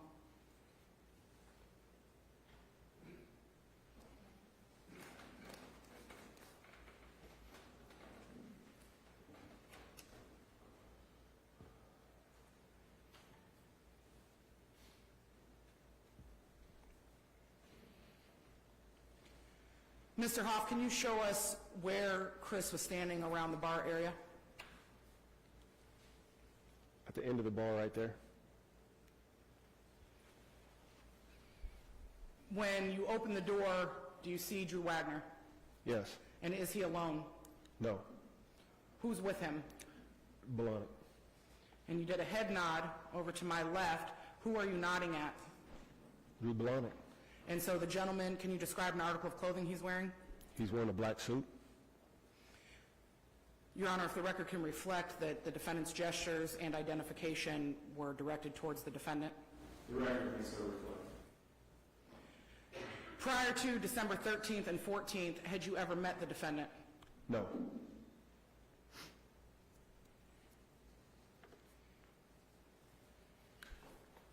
Mr. Hoff, when Drew Wagner and Drew Blahnik come into the trailer,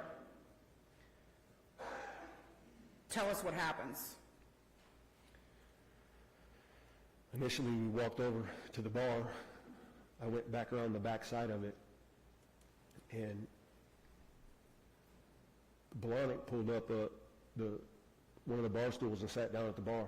Can you show us where he pulled up that bar stool, please? Which side of the bar? He was sitting about right here. Wagner was standing up right here, and Chris was here, and I was behind the bar right here. And then what happens? Initially, Wagner says, you got any shit? And I'm like, yeah, I load up a pipe with meth, and we start smoking. So got any shit is meth? Yeah. Okay. So do all of you participate in smoking that methamphetamine? Yes. What happens after that? Wagner says, let me holler at you real quick, and we go back to the front bedroom to talk. The bedroom with the circle around it? Correct. Okay. Then when you get back there, is it just you and Drew Wagner? Yes. Did Chris and Drew Blahnik stay in the bar area? Yes. When you get back into when you get into the front bedroom, what did Drew want to holler at you about? He said, Chris been driving by my house. He's going to rob my house or something like that, and said he'd been fucking up business, hitting all Andy's shops, hitting all the dope spots, and it's got to stop. And what is your response to this? Initially, he said that Chris had just drove by his house like 10 minutes ago. But that's when I told him, I said, there's no way he drove by 10 minutes ago because I've been sitting here with him for an hour. And he's like, yeah, he was driving by my house, and he said, I'm going to fuck him up. Drew Wagner said he's going to fuck him up, being Chris Bagley? Yes. And when he says that to you, what do you do? I was just like, all right. You were cool with it? I mean, I'm sorry, I didn't hear the witness's answer. yeah, I wasn't cool with it, but I didn't really know what to do right then. And at that time, when you heard Drew Wagner say that they were going to fuck up Chris. What did you interpret that to mean? Like beat him up, maybe? Chris was your friend? Yeah. And were you armed that night? Yes, I was. Why didn't you stop him? Why didn't you say, this isn't going to happen in my house? I thought that would take care of the situation. I didn't, first off, I didn't think it was going to escalate to what it did. I thought there would be a little fight or something, and it would be over with. And when you say it would be over with, what would be over with? There are little issues. Okay? So, when Drew Wagner and you were in the bedroom, he tells you what his intentions are for Chris. What happens after that? We take off walking back into around the bar area. And when you get back to the bar area, where do you go? Back around the inside of the bar. And when you came out of that back bedroom, where was Drew Blahnik? He was still sitting on the bar stool, And where was Chris Bagley? standing at the end of the bar. Same place you left him when you went into the bedroom. Right. How long were the two of you in that bedroom? 1 minute. When you get back behind the bar, tell us what happens next.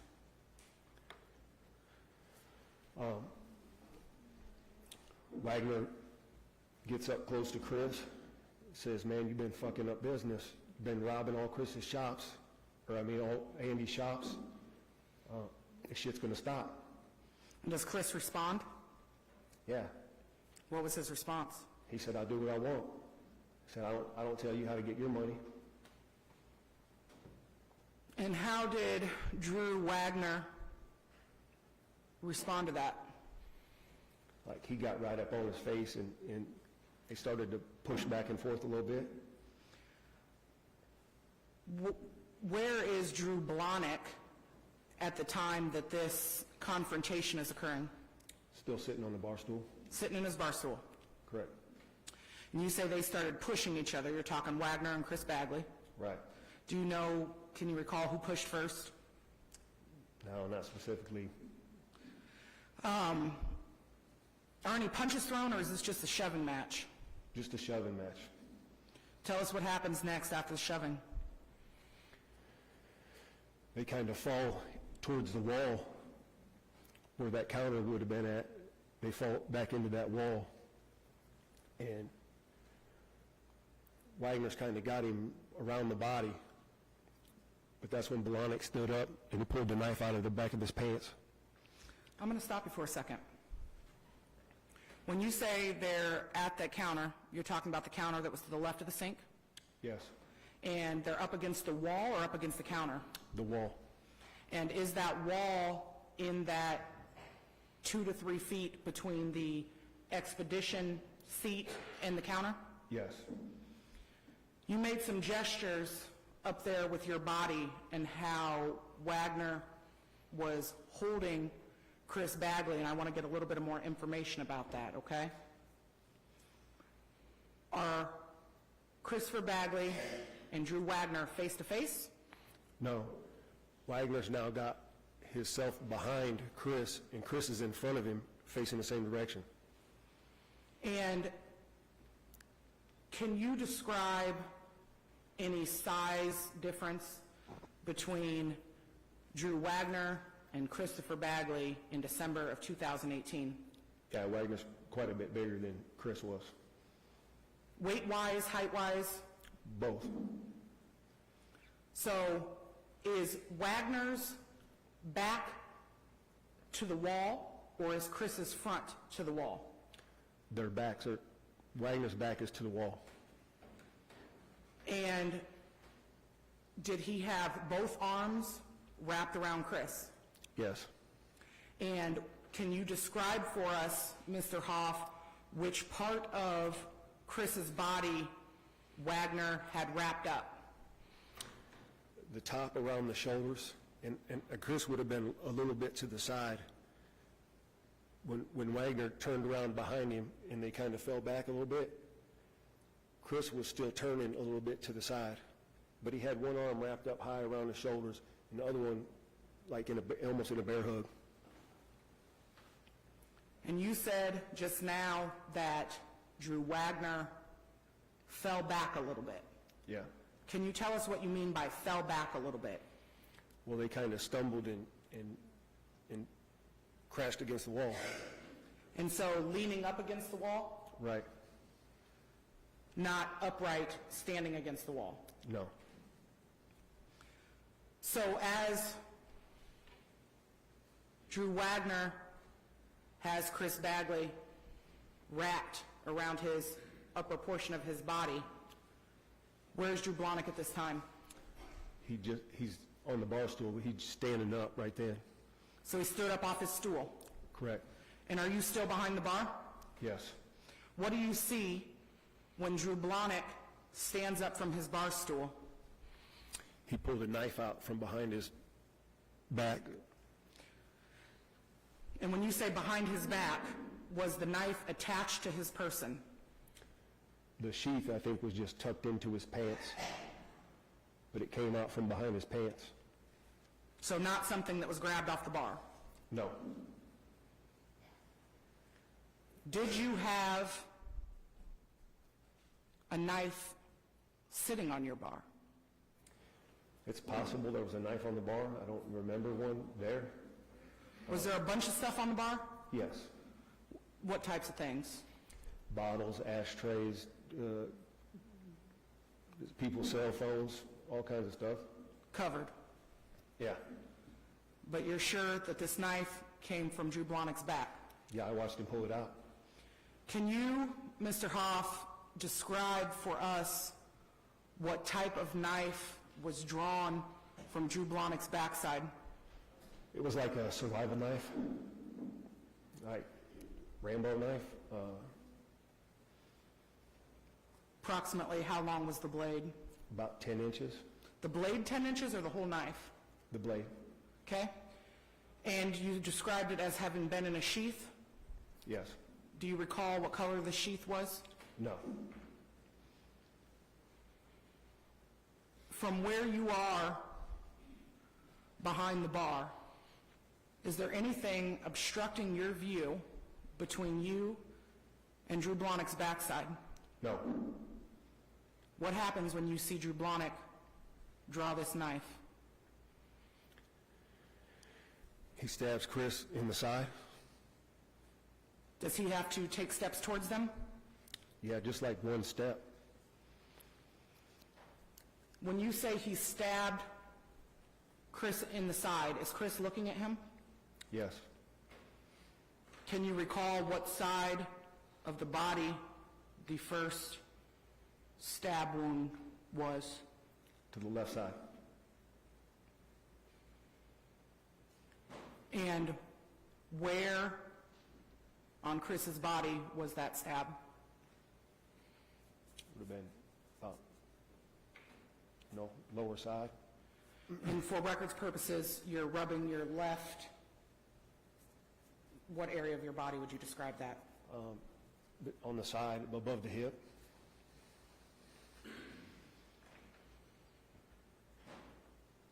Did you happen to look at Chris Bagley when he was stabbed the first time? Yeah, I mean, I was right there. It was 5 feet from me. Did you see any change in Chris after being stabbed? They were sinking down the wall. After he hit him, they kind of sunk a little bit farther down towards the floor. But yeah, he went from, you could see that he was struggling to kind of let the air out of him. And when you say you could see that he was struggling, you're talking about struggling during the struggle with Wagner. Correct.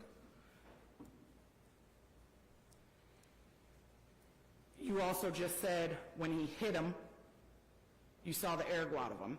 Does that hit mean stabbed? Yes. What happens after the first stab? He pulls out the side and then stabs 4 or 5 times to the stomach and chest area. You just made some motions there with your hands, Mr. Hoff, and I want to try and get those on the record. You seem to be doing some sort of a front lunge with your right hand. Correct. Was the defendant holding the knife in the right hand? I believe so, yes. And it wasn't an overhand swing. No, it was forward. While the defendant is stabbing Chris Bagley, does Chris say anything? Yeah, actually, before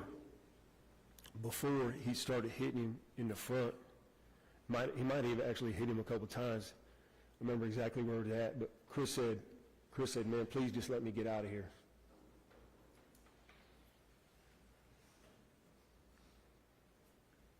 Is Blahnik saying anything as he is stabbing Chris Bagley? Nothing. When Chris says, man, just let me get out of here, does anybody say anything? Wagner says it's too late for that. And then what happened? Wagner said, kill this motherfucker. And who is he saying that to? Blahnik. What is Blahnik's response, whether verbal or physical, to Drew Wagner saying, it's too late for that, kill this motherfucker? He kept stabbing him in the front. One of the front, he stabbed Wagner in the hand, and he pulled his hand up. Wagner? Yes. At that point, he grabbed Chris's hair and stabbed him about 4 times, about right here. Okay, I'm going to back up just a little bit. We used a lot of he's there, and I want to make sure we're keeping everybody straight, okay? He stabbed Wagner in the hand. Is that Blahnik stabbed Wagner in the hand? Blahnik was stabbing Chris in the chest area and stabbed him in the hand. And Wagner. when Drew Wagner gets stabbed in the hand, you said he let go. Is that Drew Wagner let go? Wagner let go. When Drew Wagner lets go of Chris, can you tell us what happened to Chris's body at that point? Well, they're still kind of upright. Wagner's behind Chris, let go of him, but they're still sitting upright. But Chris is kind of leaned forward a little bit. And that's when he grabbed him by his hair and pulled his head up. Who grabbed him by the hair? Blahnik. Grabbed Chris Bagley by the hair. Yes. And then you said stabbed him 3 to 4 times in the neck. 4 times or so, yeah, in the neck. And was he holding onto his hair as he stabbed him? Yes. Was he holding his head up? Yes. Can you describe for us the way in which Wagner was doing the stabs to the neck area? It was Blahnik that was doing that. Excuse me, that Blahnik was doing the stabs to the neck area. Yeah, his head was kind of forward, and he grabbed him by the hair and pulled his head up, and then stabbed 4 times, 3, 4 times, 5 times maybe, to the neck right there. You just demonstrated a downward stabbing motion. Was Drew Blahnik standing over Chris Bagley? Yes.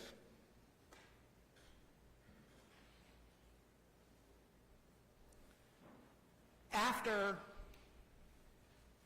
the air left out of Chris after that first stab, was there any fight left in him? No.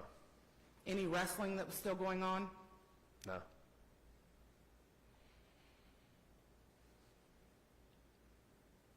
Does the defendant, Drew Blahnik, say anything when he's stabbing Chris Bagley? Nothing. At the end, when he was hitting him in the throat, he was yelling, "Ah!" Drew Blahnik was yelling, ah. Yeah, screaming. "Ah!" Like, you know.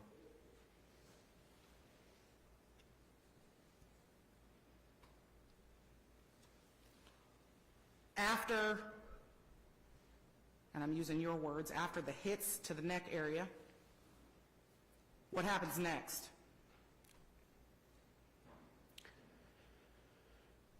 Blahnik turns around, and like all this transpired in about 15 seconds or something. You know what I mean? It wasn't very long at all. A few seconds. He turns around, and I had done came around the side of the bar, and I had my gun pulled out, and he was just kind of looking at me, kind of wild-eyed, and What's wild-eyed? like he just had this. He was just looking pretty wild. Like I thought he was going to try at me.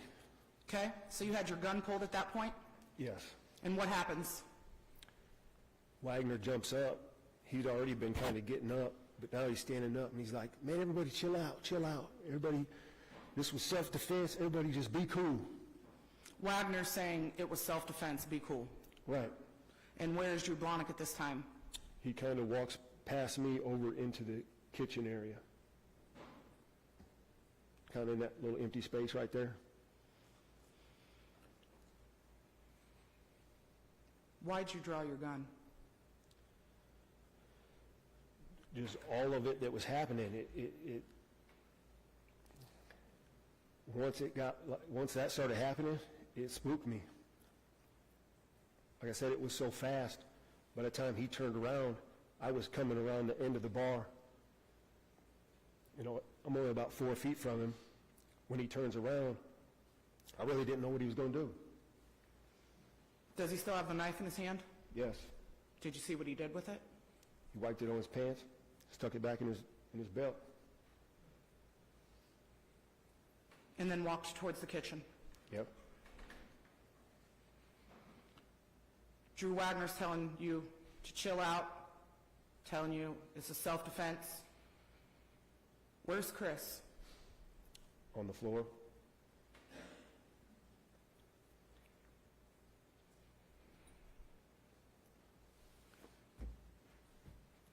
Did you check on him? No, Why? because I seen the stab to the throat, and I knew there wasn't nothing to check on. He was already gone. Is he breathing? No, Was he making any noises? it was a bubbling sound coming a little bit from his throat. A bubbling sound? Yes. Is Chris face up or face down on your floor right there? Face up. Then what happens? I had all that stuff that was piled up in the corner. There was a tarp over some of the stuff, electronics or whatnot.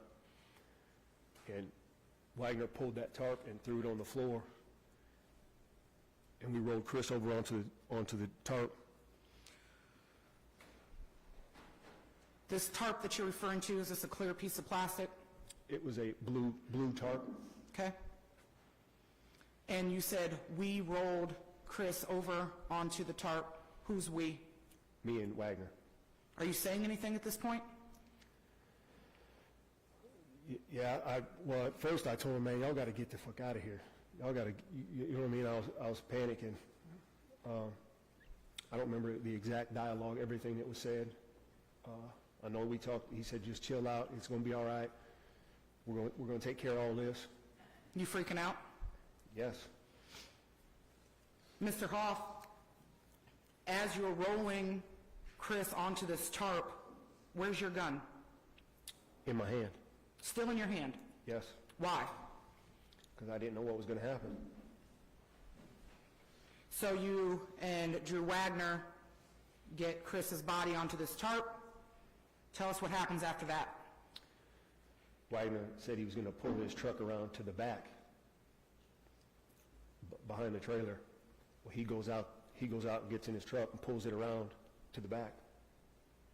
And you are still in the trailer? Yes. Where's Drew Blahnik? He's still in the trailer in the front part. We're both in there. You guys talking about anything? Nothing. What happens after Drew Wagner leaves, backs the truck up, What do you do on the inside?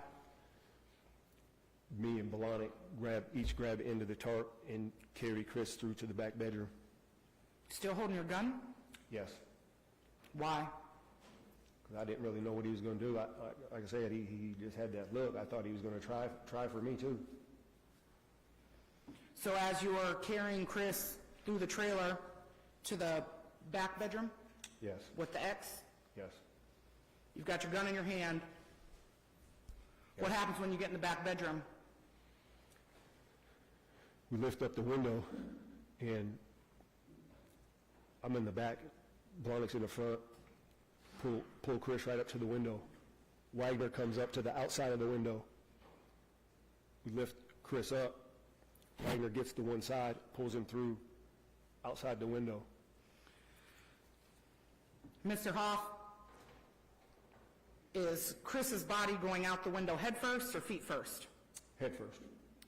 And so Wagner has the head portion outside the window. Yes. When you say Wagner backed the truck up to the window, is this truck backed up against your trailer? No, he didn't back it up to the window. He just pulled it up in the back. There's a pretty good sized space between the trailers right there, and he pulled the truck up. He was actually facing sideways of the window, but he was pulled up next to the shed, so that way the truck was blocking the view of most of the other trailers, blocking the view of the window.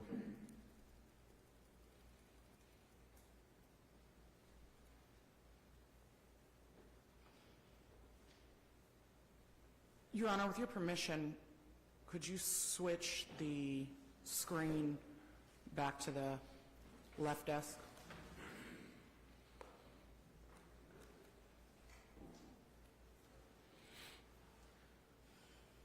Will you dim a little bit, please?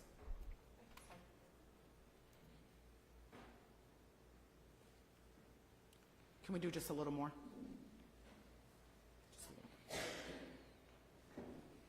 Mr. Hoff, if you'd use that pointer up there, can you show us where Drew Wagner backed the truck? He pulled it up about right here. This is the trailer and the back windows right there in the middle of the back of the trailer. He pulled the truck up about right here.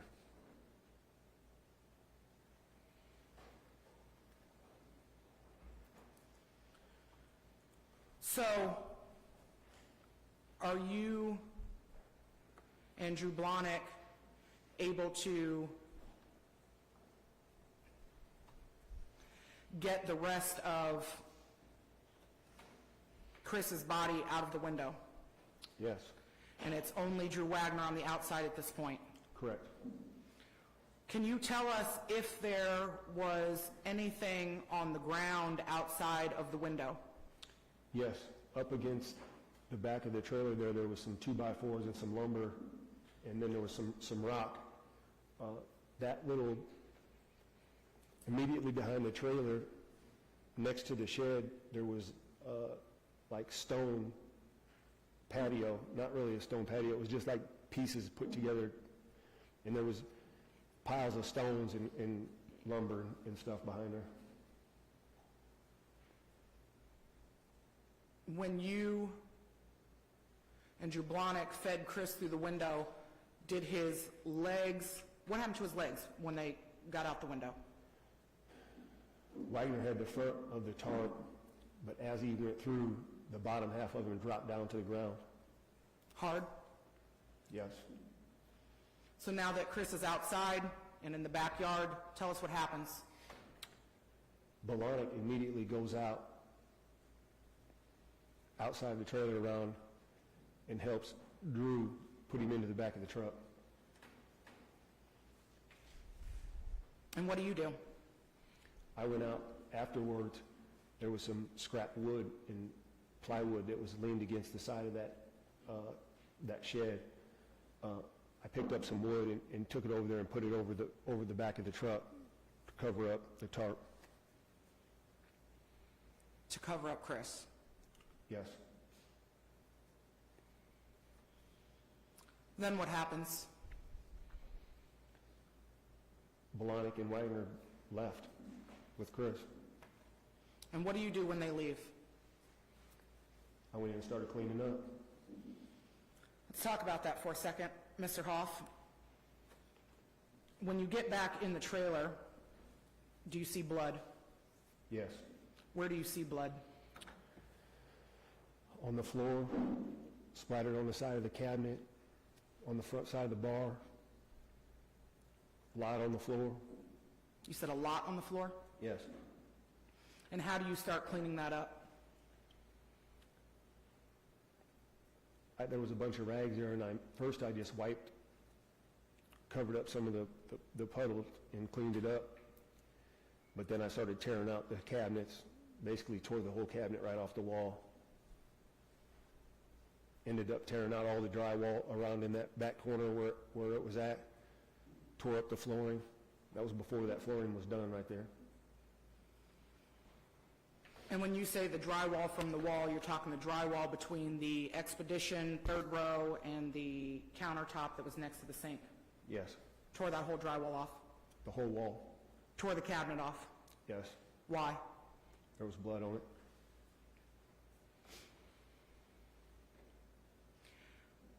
Mr. Hoff, I'm going to reverse a little bit. During the struggle with Chris and Drew Wagner, were you able to see where Chris's gun fell from? Chris didn't have a gun. At all? At all. Did you see him with a gun that night? Nope. Had you seen him with guns before? Yes. And you talked about several guns that you'd seen him with. Yes. And it's your testimony today that you did not see a gun. There was no gun. During that, go ahead, I'm sorry. The only gun was the gun that I had. Mr. Hoff, during that struggle, was it Drew Wagner or Drew Blahnik that yelled gun? Neither one of them yelled gun. You're sure about that? Positive. Would you have heard it if something was yelled? Absolutely. In fact, did you hear statements that were yelled? Yeah. And those statements were what? What Chris said, what Wagner said. We were all within 4 feet of each other, 5 feet of each other. No one yells gun. No. No guns on the floor. No. No gun fell off Chris's body. No. You had a gun. Yes. The only gun. Yep.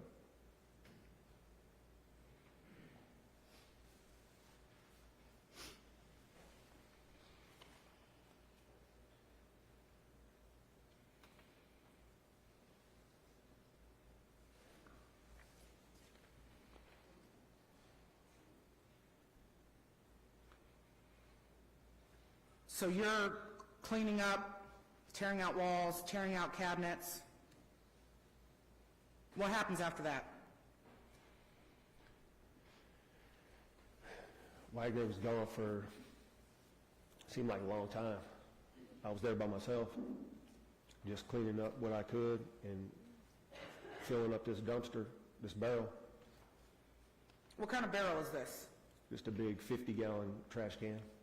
Metal? No, it's plastic. And you're filling it up with what? Just debris, stuff, the drywall stuff that I tore out. There's all kinds of stuff. There was stuff everywhere. And when you say there was stuff everywhere? There was blood everywhere. So And everything you're putting in this trash can, you're putting in there because it has blood on it. correct. Then what happens?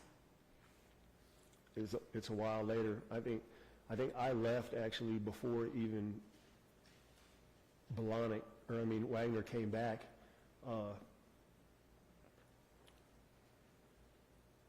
I had left out of the trailer. To go where? I got family that lives out there too. My sister's trailer's out there at the trailer park. But Courtney Layton showed up early that morning also. Shift change. and I had left out, went with her for a little bit, but I didn't go nowhere. We just parked in the back of the trailer park.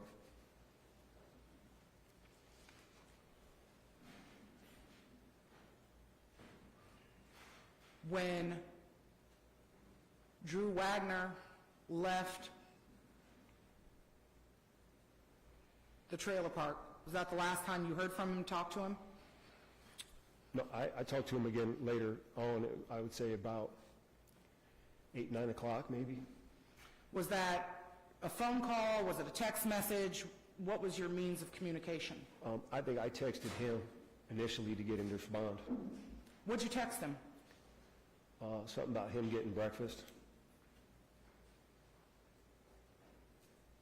So after Chris is killed in your apartment, or your trailer, you text Wagner about breakfast?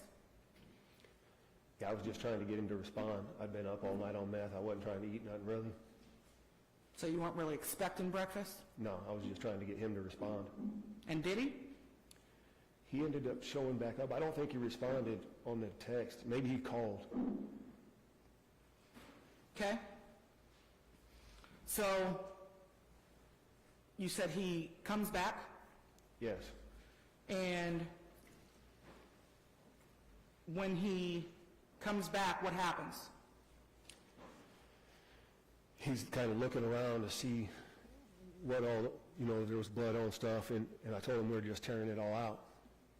He was saying just clean it up, and I was like, man, we're tearing all this out anyways, you know what I mean? So we might as well get it out of here.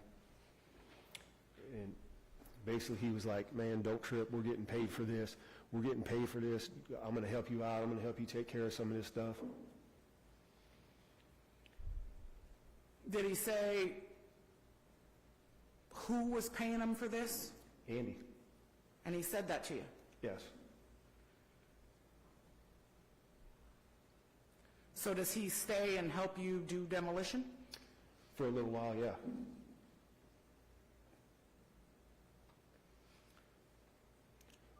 We actually loaded up some of the debris in his truck, the truck he was in then. And when you say debris, some of the items that you had removed from your trailer that had Chris's blood on them? Correct. So what happens, does Drew Wagner leave? Yes. And just to be clear, when he came back and was assisting with some demolition, was he alone? Yes. When he came back and you said you were loading up some debris in his truck, can you recall what kind of truck that was? I'm not positive. He had 2 trucks, but I want to say it was a Chevy truck. And when you say he has 2 trucks, what was his other kind of truck? I think a Nissan Titan, Nissan, something like that. You recall what color either of those were? I think the Nissan is green, I think.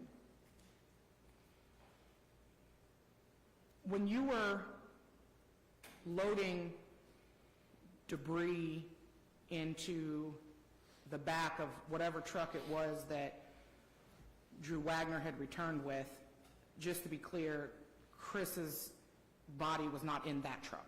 No. Did you see Chris's body again after it left in the back of the pickup truck with Drew Wagner and Drew Blahnik? No.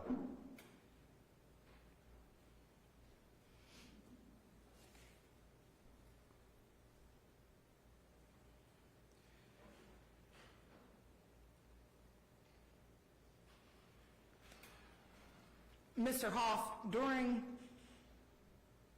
this altercation and the stabbing and in the moments right afterwards, did anybody call the police? No. Did anybody mention that you should call the police? No. That this should be reported because it was self-defense? No. Did you prevent anyone from calling the police? No. Did you make threats with your firearm or any other type of bodily harm or threat to keep someone from calling the police? No. Why didn't you call the police? Because I had a half pound of meth and a gun, and I couldn't have the cops coming in there.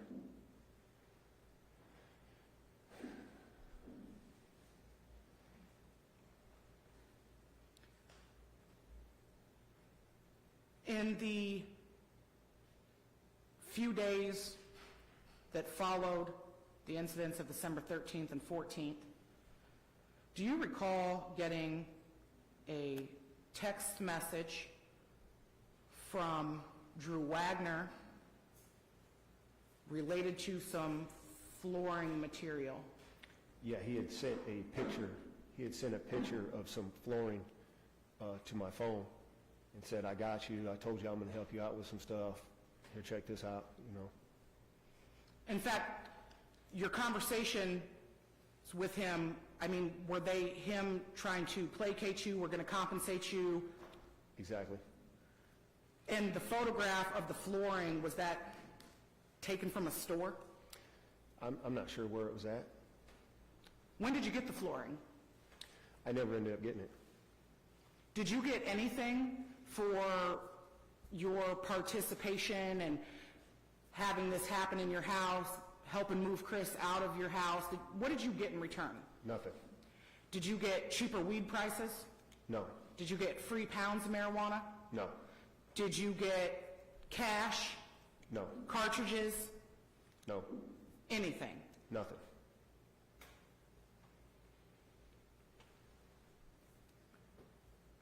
Was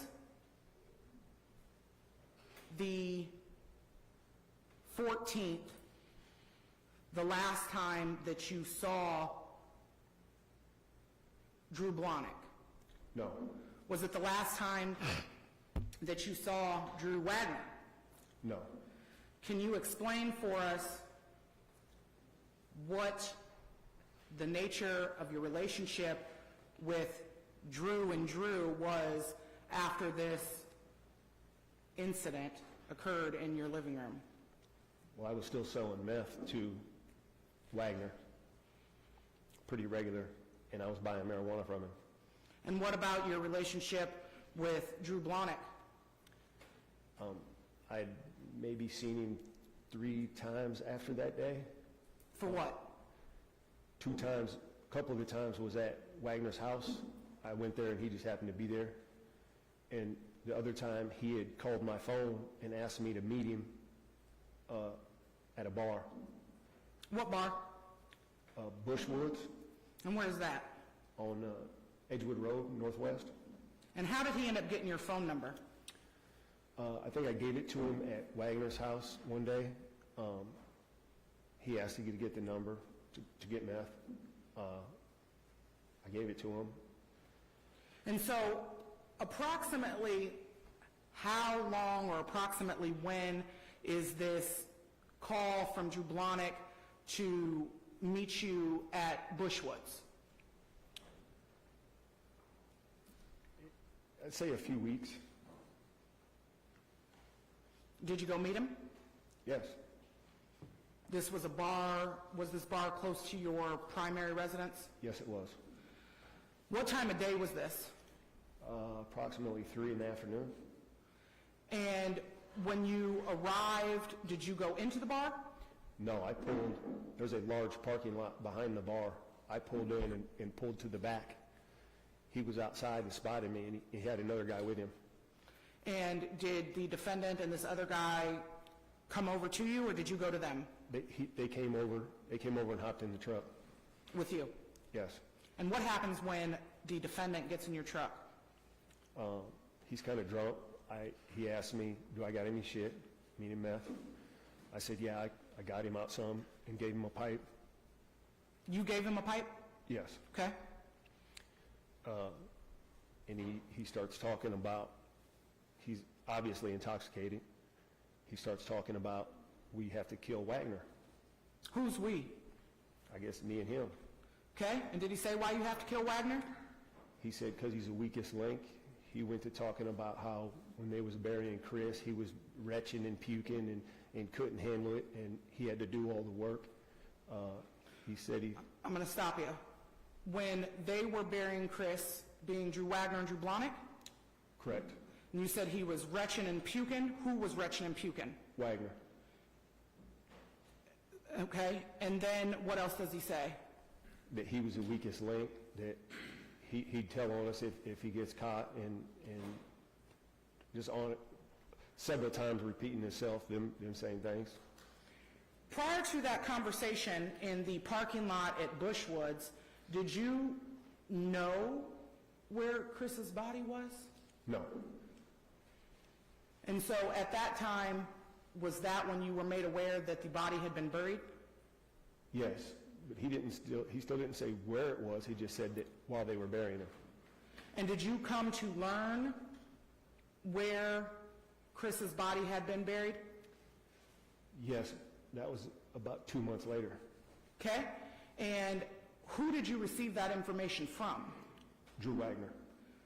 Tell us about how that conversation came to be, to where you found out where this body was. I'm talking to... Hold on just a second, sir.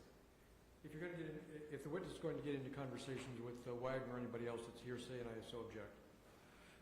May I respond? Very briefly. Your Honor, I'm going to again state that this is in furtherance of this conspiracy, and that they are statements made by the declarant under 5801 2D3, and that's not hearsay. Based on the record I have before me at this point in time, it stated that 2 months after the conversation, the witness was related would not be by preponderance of the evidence in furtherance of the conspiracy. So I sustain the objection. Can we make a record? Ladies and gentlemen, I'm going to need to have you step out of the courtroom. Remember your recognition during recess will probably be 10 to 15 minutes. All rise.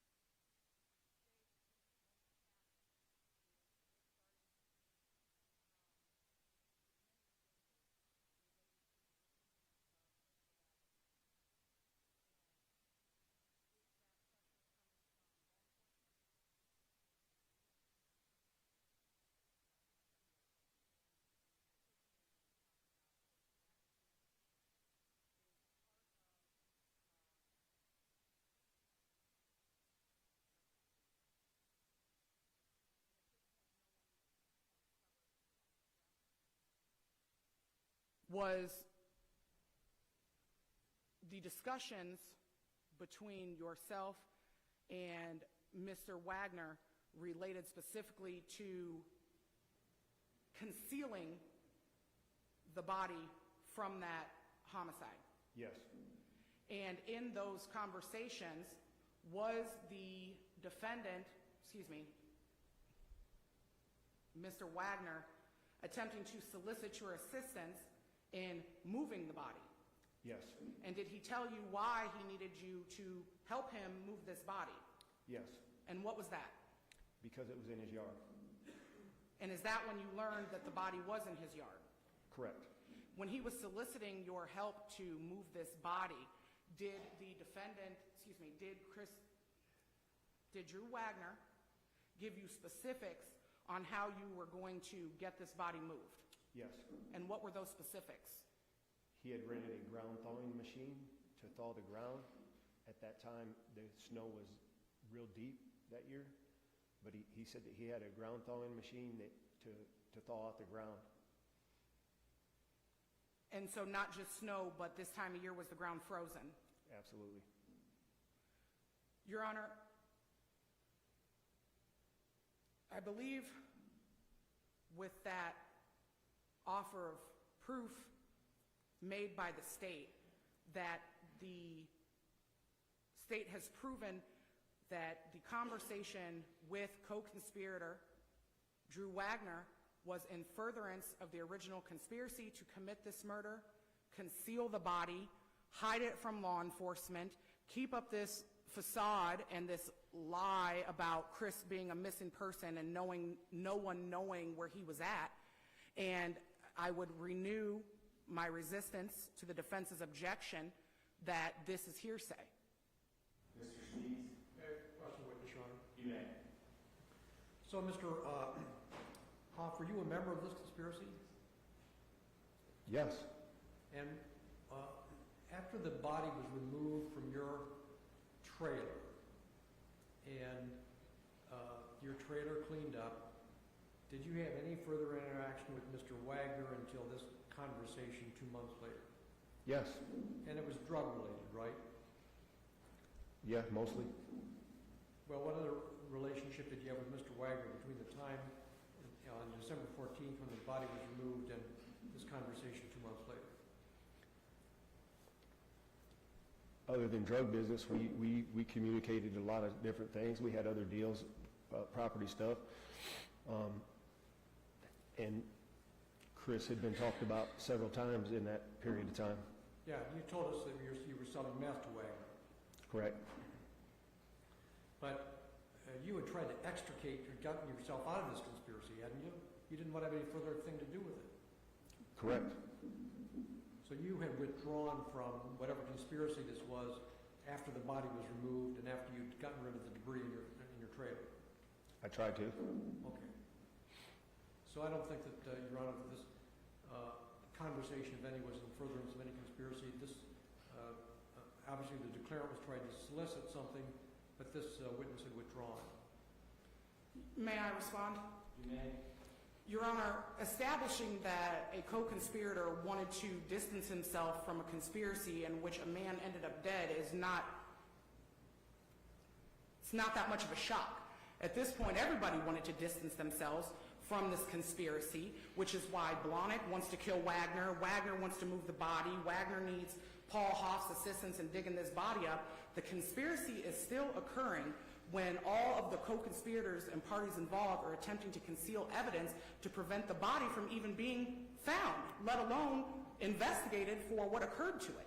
And so the position of the state is that the conspiracy is continuing up and through the attempt to conceal. What evidence do we have that at the point in time when the statement is allegedly made to the witness by Mr. Wagner that Mr. Blahnik is part of the conspiracy to move the body? We don't have proof that Mr. Blahnik was part of the conspiracy to move the body. We had proof that Wagner was still attempting to move the body. Okay, so objection sustained. You have to establish in the slaughter that when a statement was made, the party you're trying to use the statement against, Mr. Blahnik, was part of the conspiracy. What I have is evidence that Mr. Wagner, in an effort to get the body out of his yard, soliciting this gentleman's assistance in moving the body, I have no evidence that Mr. Blahnik is even aware that those attempts might be going to happen. And you're wanting to use the evidence against Mr. Blahnik. So I'm going to sustain the objection.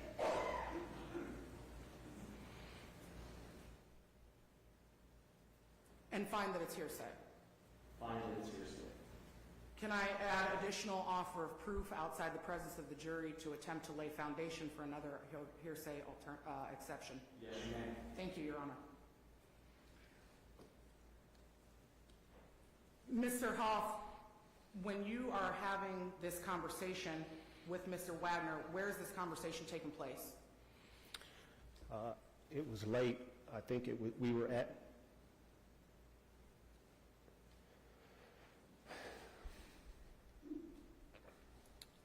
I'm not sure. I think we was at Wagner's house. And when you are having this conversation with Mr. Wagner, is he hyped up or is he calm? Oh, he's hyped up. I mean, he's not really hyped up. He was just matter-of-factly. You know what I mean? Like, we have to move this body. It's buried in my yard. Was he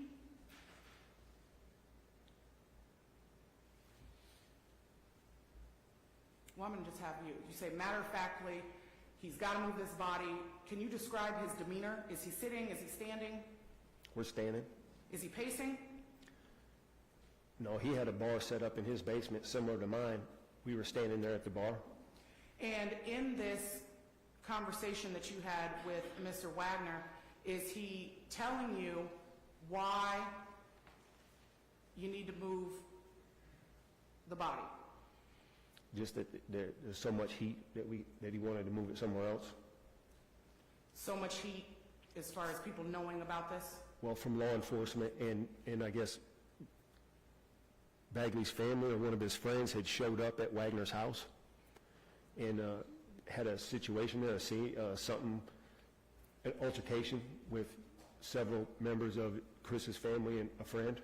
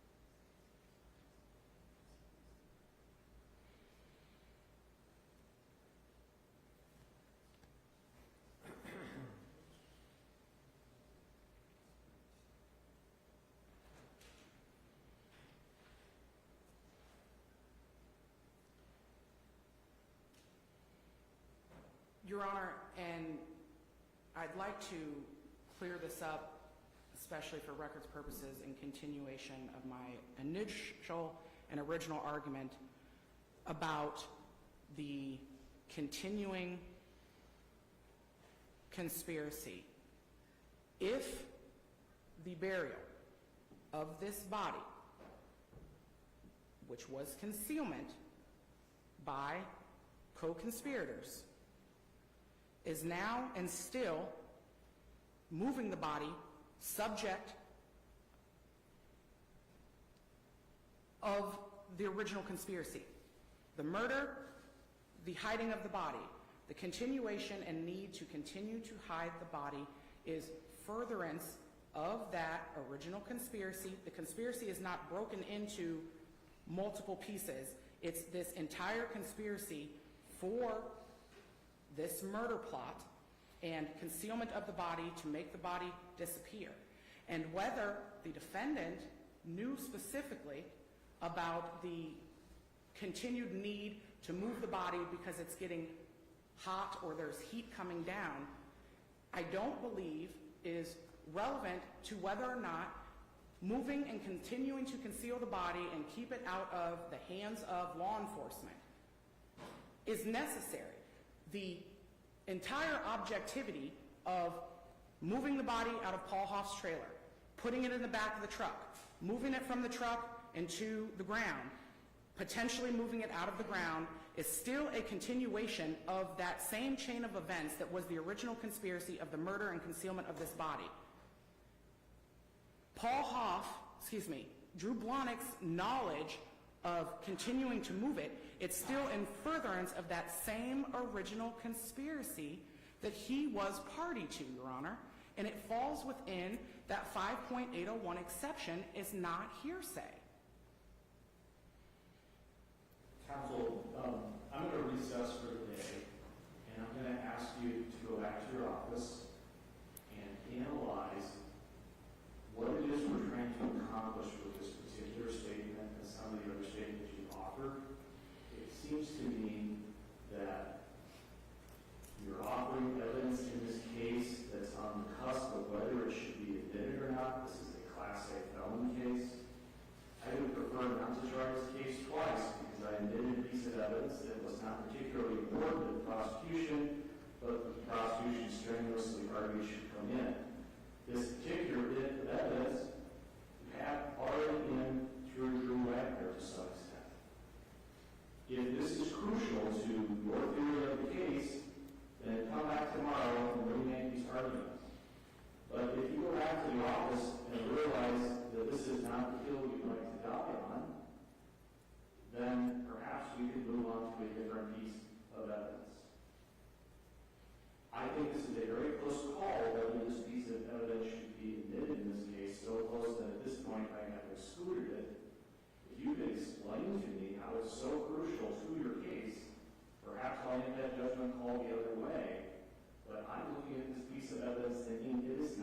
crucial to your case, and that we're spending a lot of time fighting about something that isn't crucial to your case.